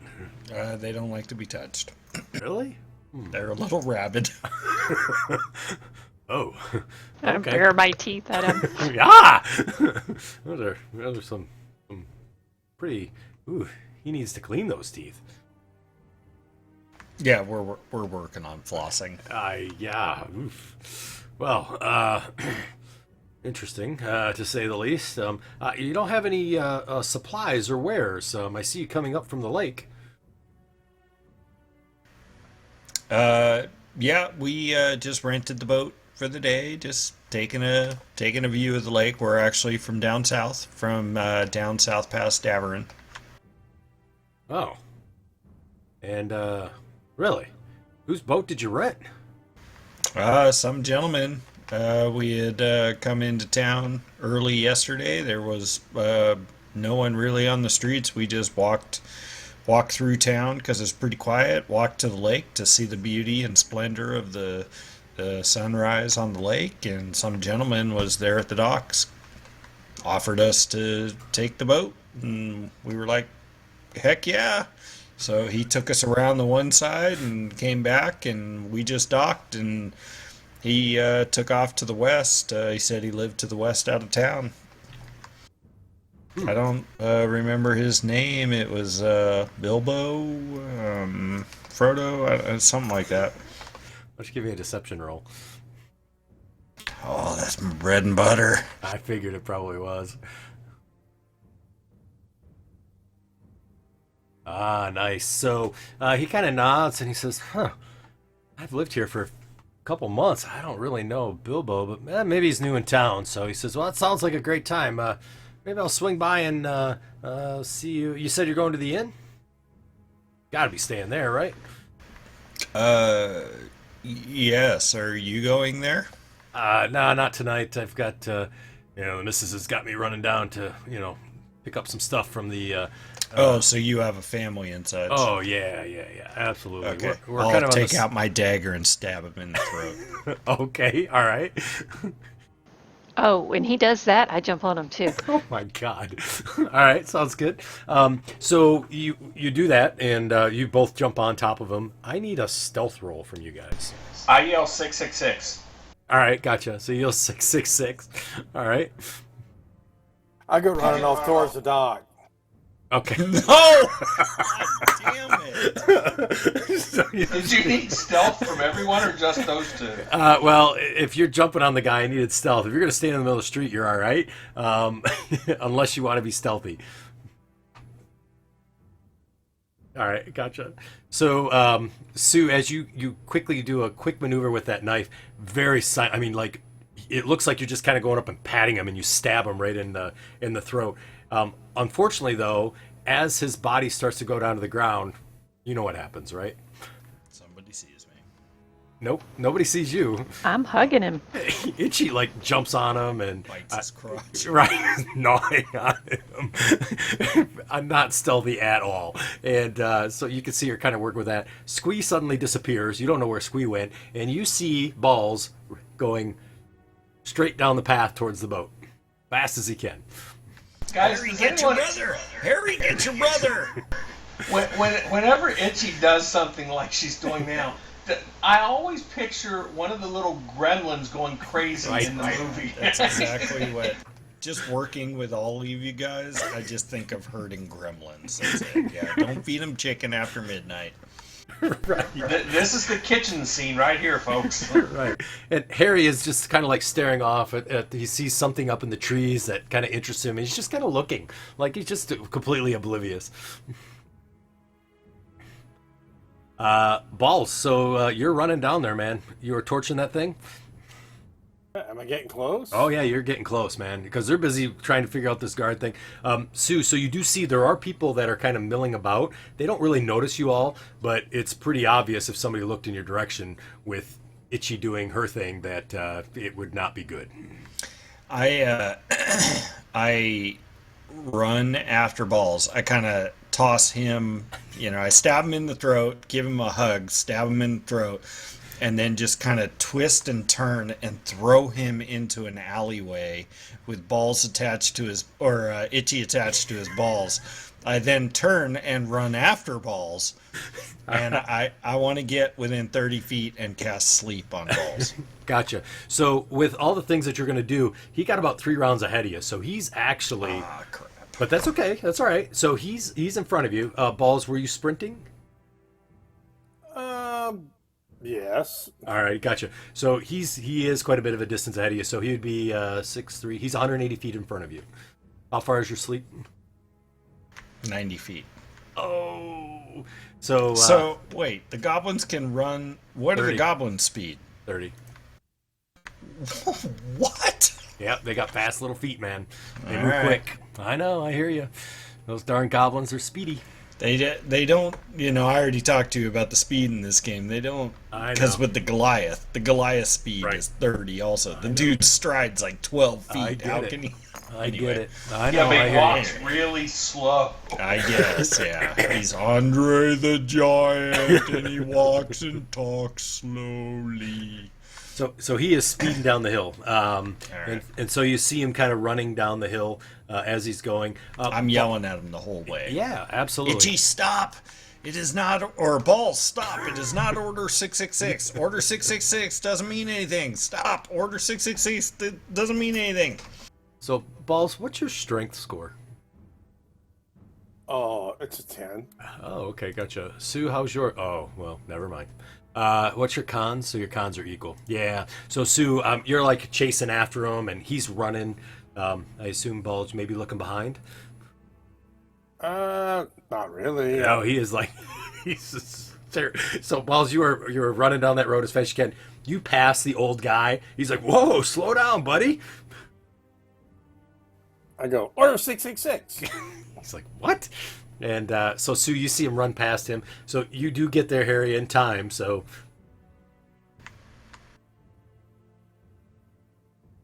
you kind of stop. You're within wherever. What distance do you want to get on the boat? Nope, I'm going to stop close to the boat. I mean, Okay. And what would you like to do? cast bonfire. All right, yeah, well, that's one action, so you'll be able to do that. So, Sue, as you're chasing him down the road, you see him, he stops. He immediately casts bonfire.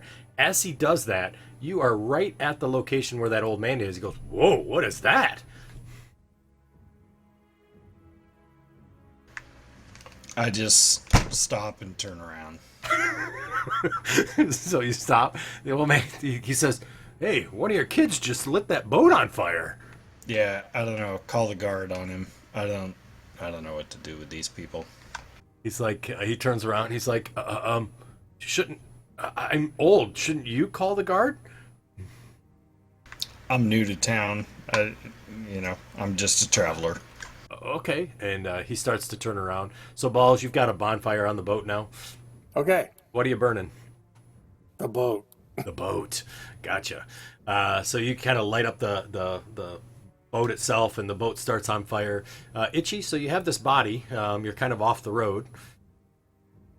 Is there somewhere I can drag it to hide it? You can. There's woods there. You guys weren't quite into town. You're pretty close. You could see the buildings and everything. But yeah, you could drag it into the woods if you wanted to. Yep, that's what I do. All right, so you drag it in. Squee, what are you up to? Squee's stealthy. I'm heading up towards the town. All right, gotcha. So you kind of head up into the town as well. Tetsulo, I assume, is with Ichi as well as Harry, or maybe keeping them together. So, Balls, how long are you going to stay down there burning down that boat? Man, as soon as it gets started good, then I'll run off. Gotcha. Back to the group. All right, sounds good. Why don't you roll a d10?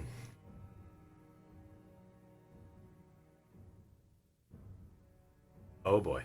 So, Or if I see guards coming, I'm running too. I gotcha. So you try to light this boat, but this is a pretty nice boat, and it's been weathered, and it looks like it's kind of maybe been treated with something to make it fire resistant because they don't like ships to burn. So it takes you about 6 minutes to really get that boat going. That being said, though, it was an old man, and so he's slowly making it up the hill. I burn it for like a minute, then I run off. Okay, gotcha. So so he starts the fire. He gets it going for about a minute or so, and then you run back up the road. I do. All right, gotcha. So you pass the old man. He's like, "You darn kids." Sue, what would you like to do? I know you were heading back up the road. Yeah, I just head back up toward Itchy to help All right, gotcha. dispose of the body. Gotcha. So you see Itchy's kind of drag the body off into the woods. You do see that Harry and Tetsulo is with her as well, and one of them is kind of like trying to collect some brush and stuff like that, or whatever you guys want to do. About a minute or so, you see Balls comes running back up the road.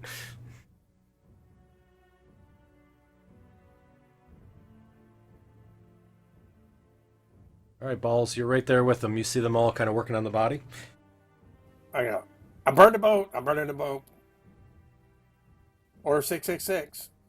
That's not the order. Sue has a new order, and you're supposed to guess the number, and it's not 666. But Squeeze says 666. That's kill the human. Oh, uh-oh.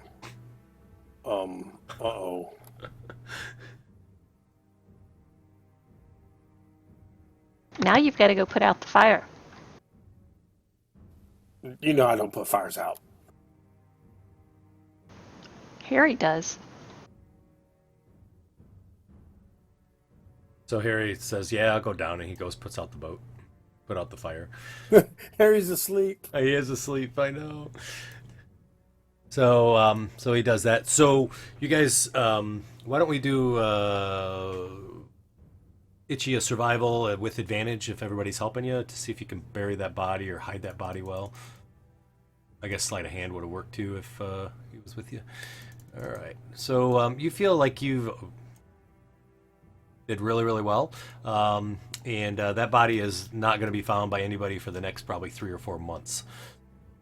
Does he have anything in his pockets? He does, actually. So as you rifle through his pockets, you find that he has a small sort of stick and straw toy that looks like maybe it was for a small kid. It's mine. I found it. Is it a reusable straw? Oh, no, out of straw. Save the environment. Yeah, right. So so you pocket that, Itchy, so you have this little straw doll that you have now. Does anybody have a spare Asmodeus Tolley symbol? I do. Funnily enough, I do. Do you need it? Never mind. I knew where that was Itchy going. wouldn't think about that.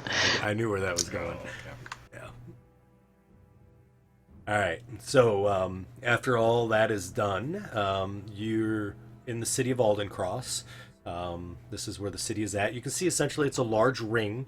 There is in the center a kind of a fountain area that's there, and you do see there is a statue in the center of the area there. The church is off to the left, or the right, I should say, Church of St. Alden. You can see the graveyard. It's the plus building that you see, number 6 and 7. As you come around the outside rim towards the east, you can see where it says to Ballantine, there's a watchtower, a stone watchtower that's there. That's number 13. And you see there's a large bell in that watchtower. And then you also can see, is there anything else that's really of interest that you could see from here? No, that's probably the 2 large buildings that you would be able to recognize. There is one other thing. There is a sign there that does say the direction to the inn, because obviously people are traveling in here, and it indicates that the inn is to the left. So if you go around the curve, that's where the inn is located. So, and you would know, actually. I'm sorry. Yeah, So- what was the church again? So the church is the Church of St. Alden, which is one of the Mitran's gods. Yep, that's the one, number 6. I'll have regular markers like I usually do for next week for you. I didn't have a chance to build it up this week. And then you know that number 2 would be where the inn was located before.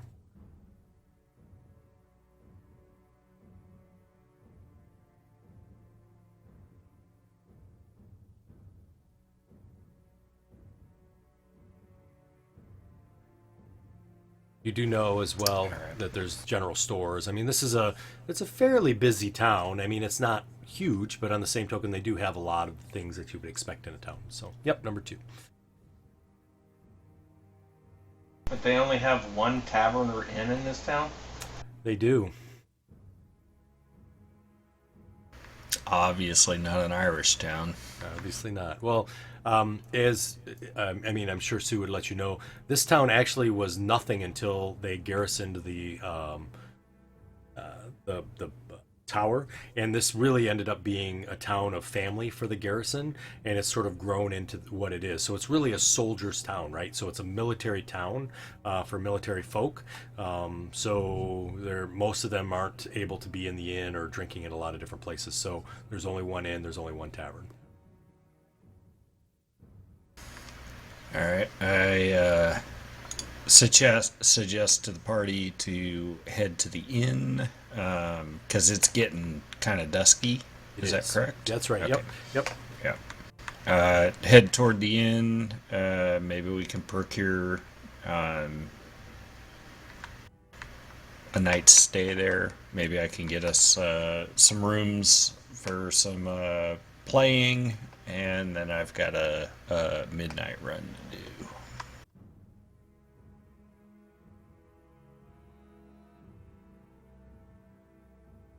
All right. You got a midnight what?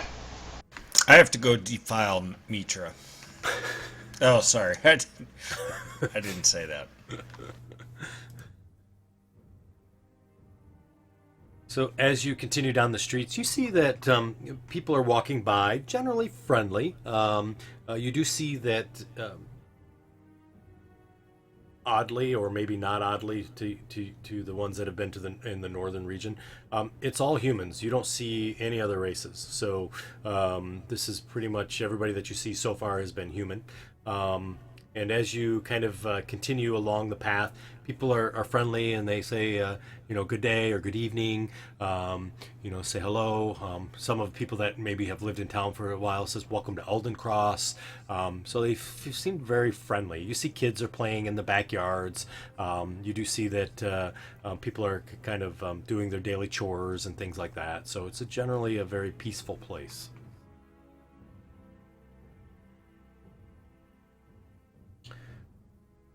As you continue along, I assume you're going to the inn.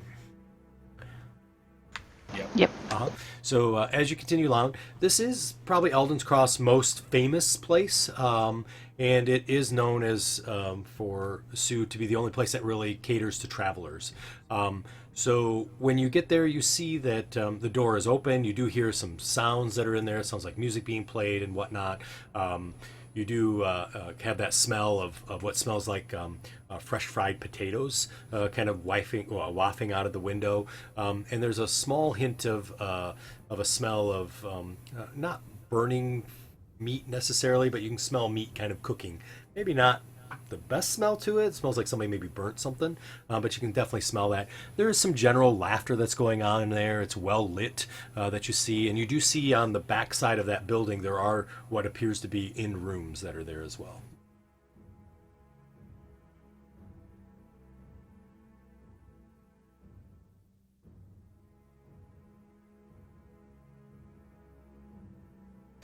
All right, I'll head in and immediately head up to the bar, Yeah. and ask for Bellin Barhold.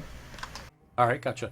So as you walk in, you do see that there's various tables that are there. There's a dartboard that you see as well. There are some stairs that are on the southern wall that go upstairs.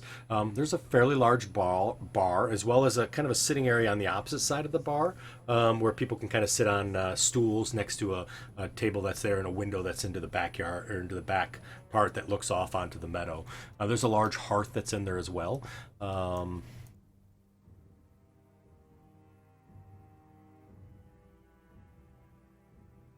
There you go. And when you enter, you definitely hear the music that's playing. It sounds like people are having a good time. As you walk in, you do see though that for the most part it's all humans that are in here. However, this table right here has a small party of dwarves that sort of sit there, and there's about 10 of them that are sitting there. They appear to be kind of, their face is all smudged. Looks like they've been working in either with dirt or rock or something. Their hands are all covered. Their clothes are sooty. They got dust and dirt all over them.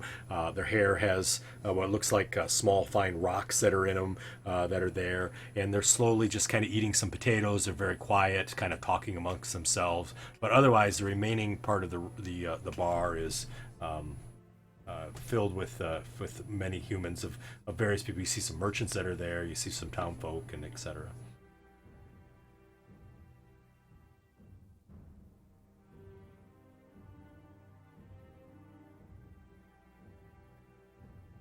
You go up to the bar. You ask for Bellum, and the guy. You see a kind of a sort of a tall, thin gentleman that's there. He looks maybe in his 40s. He has a sort of a wispy sort of mustache that he's been trying to grow out maybe for a couple years, and it just doesn't fill in very well. His hair is sort of slicked back, and it's kind of long, hangs down to his shoulders. And he looks to you and he says, I'm Bellum. What can I help you with? Good day, Sir Bellum. My name is Lawrence Dwiddlebottom, with 3 L's. Nice to I meet come you. from the Southlands. I come from around Banderskar, to the west of Banderskar. Ah, I see. I am a renowned player of music and teller of stories, and I was hoping maybe that my companions, my mini-me's, might be able to stay at your tavern if we entertained your guests and brought tales of the South and the Lord of Light, Mitra, and such. He looks to you and he says, "Ah, well, we're always looking for good entertainment and good folk. Here, this is my wife, Alicia." And he kind of reaches behind and kind of taps this very young appearing girl who looks maybe 18.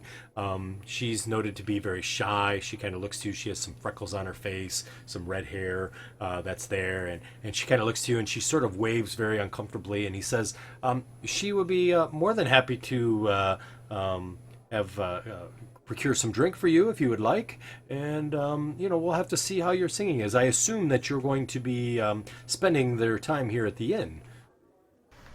Yes, we plan on spending actually a week or so, maybe more, while we visit the surrounding areas to view the wall and the lake and gather our stories and continue on to the next town. We hope to entertain the gentlemen guards of Ballantine and maybe the captain, the commander of the Ballantine Fort Castle. And and your wife's name again was Alicia? Is that? Yes, that is correct, Alicia. And she kind of comes over and she says, "Hello." I take her hand and kiss it, very courtly, I guess. Or, sure. However you would say that. So she and give her the sex eyes. Give her the. Gotcha. She immediately blushes and pulls her hand away after you kiss it, almost as if she's not used to that.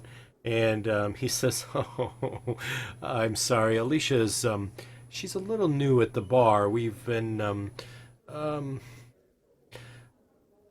let's just say she's not familiar with how it typically works with people from the South." She says, "Please don't take offense." Oh, no offense taken. Such a lovely lady. Keep her close and love her. And he says, "Of Mitra course." bless both of you. And he puts his arm around her, and you can see she kind of hides behind him, almost as if she's embarrassed by all the attention that she's given. And he says, "You're more than welcome to play some music. I do have some." He says, "Wait, did you say you were going to entertain the troops?" Well, I have heard that this is a town for the troops from Ballantine, and so I just assumed that the majority of your patrons might be troops.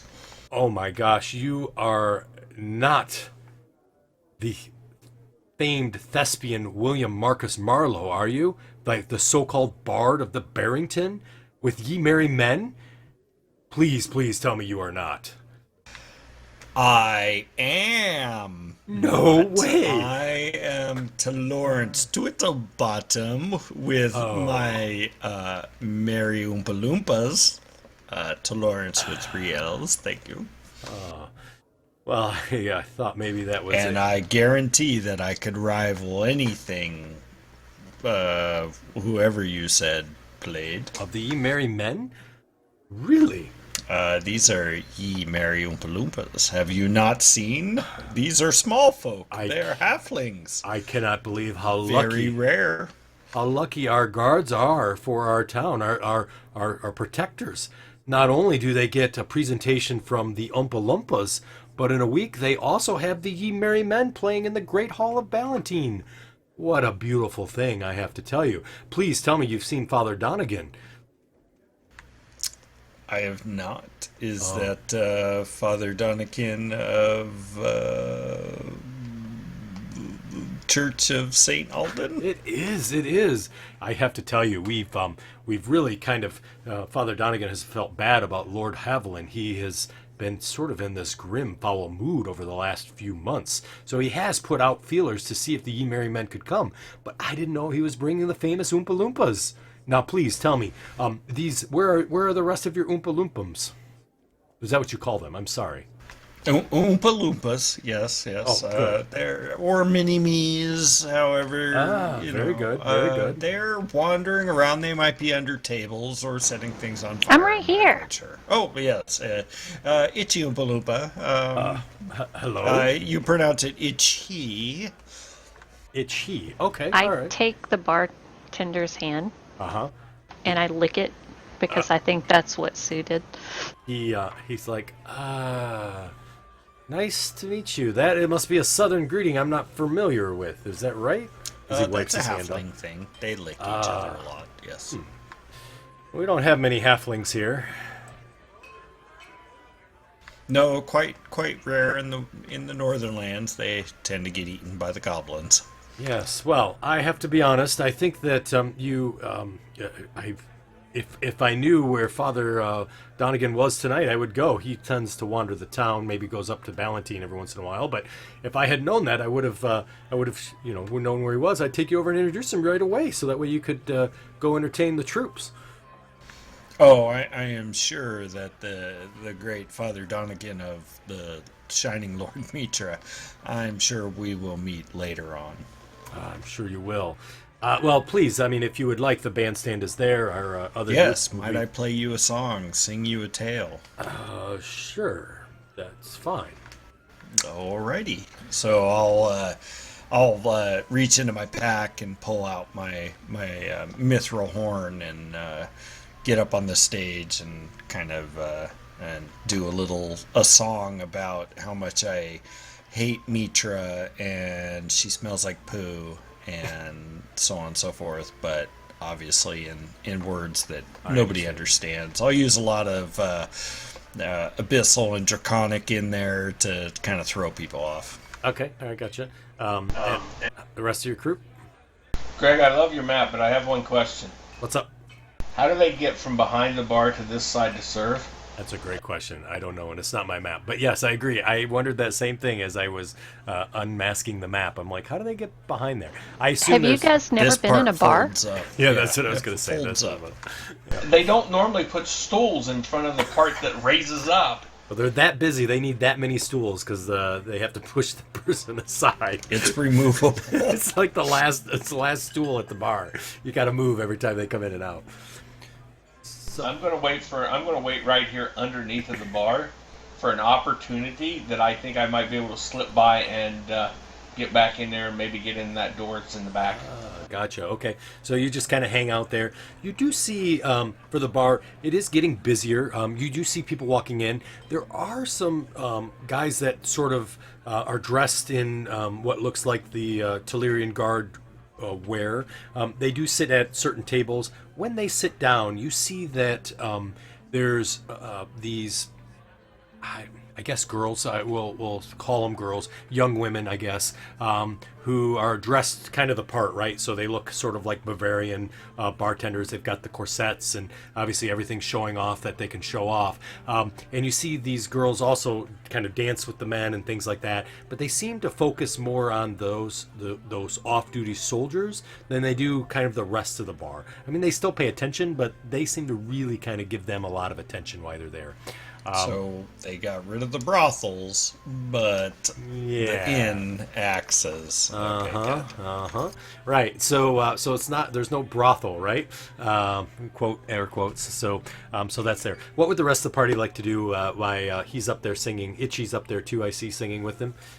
Well, I'm his backup. Of course. So I need a performance roll from you. I'll get with Barry and we'll do the Oompa Loompa dance. Okay.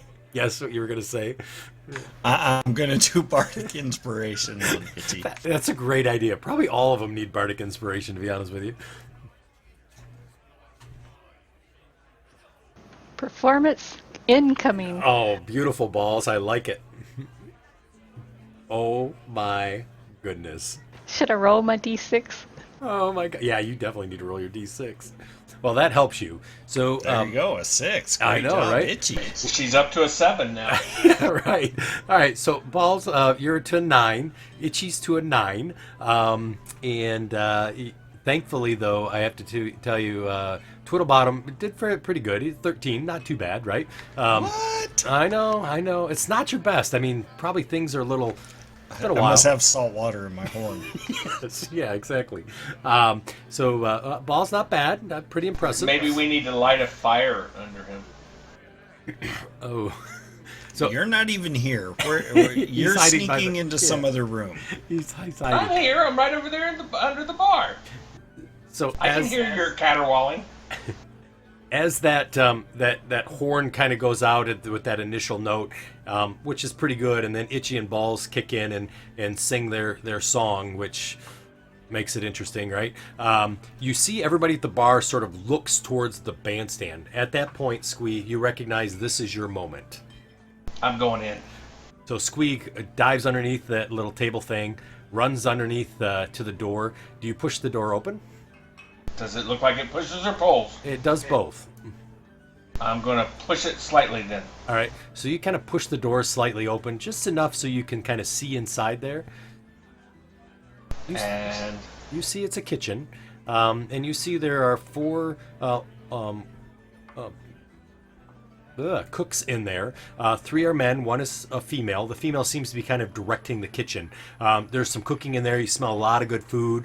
You do see occasionally a small little mouse moves from the main table back to the other cabinet as you open up the door, but they don't seem to notice it. There's another door on the opposite side of the wall. I'm going to try and dart over here underneath of this table without being seen. So you kind of do that and dive underneath the table. We'll do another stealth roll there for me. Sue, you kind of start playing the music. It's starting to come to you now, right? You're starting to kind of get that music going, and things are getting a little bit better. Itchy and Balls, I assume you guys are still there helping them out? Yep, and unless he does anything to stop us, I am going to continue to play along with him. Gotcha. Great. So, Squee, you dive underneath the table, right? So as you do, though, your head hits the lower thing, and you hear a loud boomp. And immediately, everybody in the kitchen sort of turns and looks in your direction. I freeze in place. All right, so you're hiding underneath the table. They're all looking at you. And right then, you hear the lady say, she says, they must want some more food. Well, you can peek out the door and see. And so she peeks out and asks the bartender, and you can hear him yell, and he comes back in. He says, nope. And she comes over, and she stands immediately over the area that you're at, and she starts working at the table, cutting up vegetables and things. So she is literally standing right over you with her feet. You can see her feet are almost touching your face as she's standing with her toes underneath the cabinet, and she's chopping up vegetables right there with you. I'm well hidden, and that's good. All right, good deal. So you guys continue to play some music. Your set's sort of over at that point. You hear some clapping, not very robust, but there is some that clapping going on. And you see the other band says, it's our turn. Yeah, good luck following us. Yeah. I stab him in the throat. I go tackle him. Oh my god. I'm gonna yell 666 for I you. love this combination, though. I stab in the throat. Itchy goes straight for the balls. We got him. I know. And No foe can right. stand up against us. We are the ultimate killers. and Balls is running off going to burn something down. Yes, I am. Right. Actually, I like Balls the table sets on the bar on fire. fire. Yeah. Right. And so all of that seems like it plays out, and then we flip back, and everybody is just still standing there, and it's just been in your thoughts. Yeah, it was just a dream. Right, I'm gonna wander over to a table near some soldiers and see if I can listen in / sit and offer to buy them a drink and maybe talk. Sure.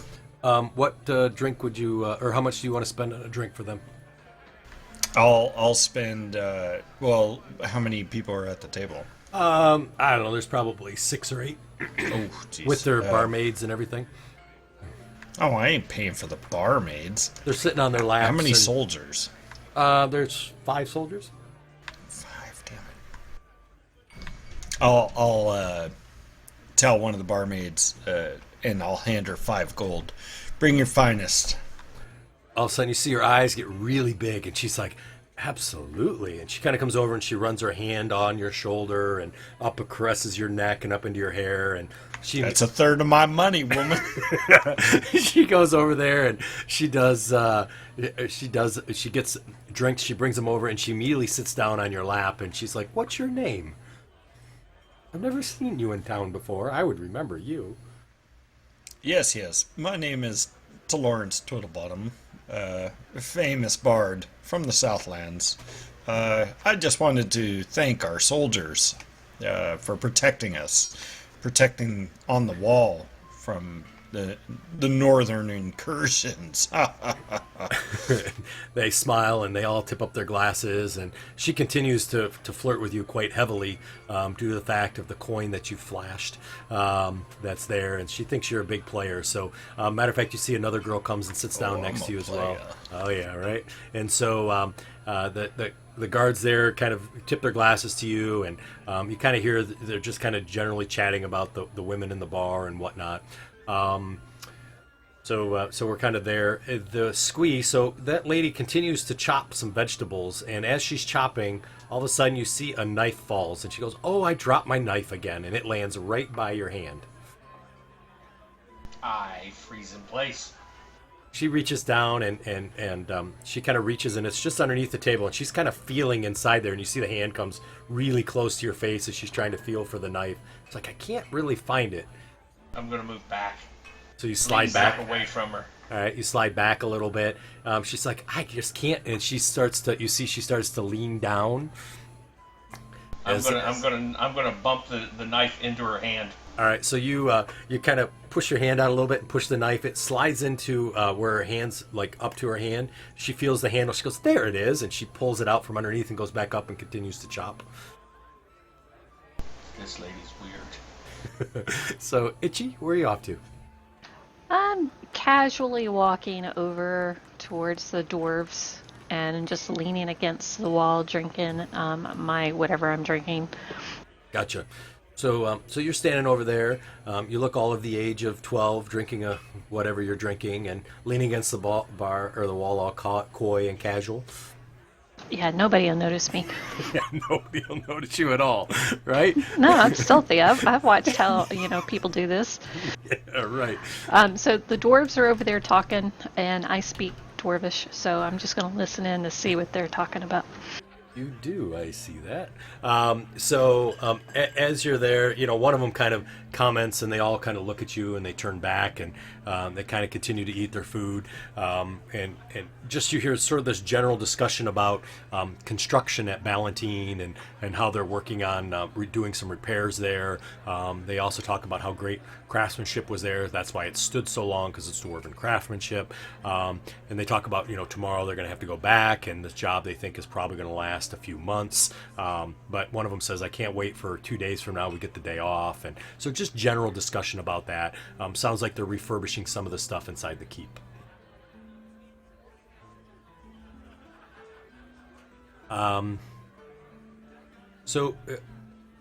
To Lawrence, or actually, I'm sorry, Balls, is there anything that you would like to do? So, I'm just keeping Itchy company. He looks really tired right now. Yeah, Harry, you mean? Yeah, Harry. Yeah. I'm getting tired too. I'm ready to go to bed. I bet you are. So, so we're gonna get there in just a second here. So, as to Lawrence, you're kind of talking and whatnot. You find out that one of them says he lifts up the glass and he says, "Here's to the soldiers," right? And he lifts it up, and they all go, "Here, here." And he's like, 100 of the finest fighting men you've ever had my pleasure to serve with. And they go, "Here, here, here." All right, and they kind of toast your drinks too, and they kind of put the drink down, and they obviously seem pretty excited with that. And another one kind of looks to you and he says, "Lord Thomas Haviland's the most honorable and capable commander that Ballantine has ever had. If he can't keep the watch wall working, then no one can." Right? And they all again, "Here, here," and they kind of drink their drinks again.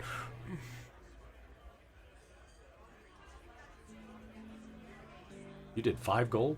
Man, Nice job. Yeah. Yeah. So, and then another one's like, "Hey, have you heard? Mama Giuseppe's beef stew? Oh, it's so good." And they're all like, "Oh, we know." And they're like, 3 days, she's gonna be bringing up that big batch again for us all. What a nice old lady. I agree. I can't wait to have some of her food. What was her name again? Mama. Giuseppe? Does she run a pizzeria? It sounds like it, doesn't it? Actually, I think, yeah. Okay, good. I can drag these in. Maybe you That's guys don't racial have this down profiling. south. No, maybe you guys don't have that down south. Up here, we have ads for Giuseppe Pizza. It's a a frozen pizza that you can take home and nuke yourself. Nice. So, so they kind of continue to talk a little bit. So, Itchy, as you're sitting there, you really kind of get the feeling that the dwarves are kind of forgotten here, right? They don't live here. They're here from an area coming in to do work. They're being paid. Nobody really goes to talk to them. None of the barmaids go over to them except to bring them food if they ask for it. They do seem to be sort of a lot that's kind of on their own. Okay. All right. So you kind of continue to listen, and Can I get their names? Like, if I hear them? yeah, sure, absolutely. So you're kind of sitting there, kind of listening for their names and whatnot. Squee, what are you trying to get? Food off the counter of where she's working. Gotcha. So as User entered your channel. right. Yes. Oh gosh, I can only imagine.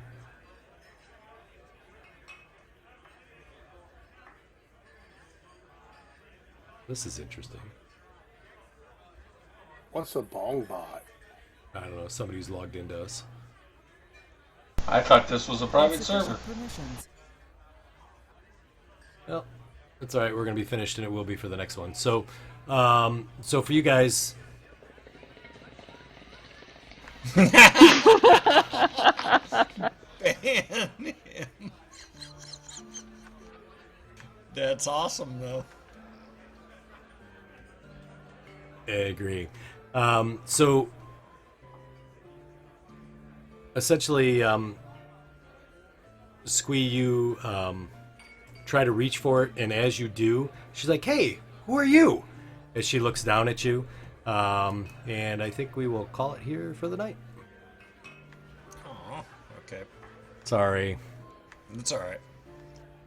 Why is it that every time I do one of these things, you tell me I roll a frickin' 1? I can't help it. Damn it!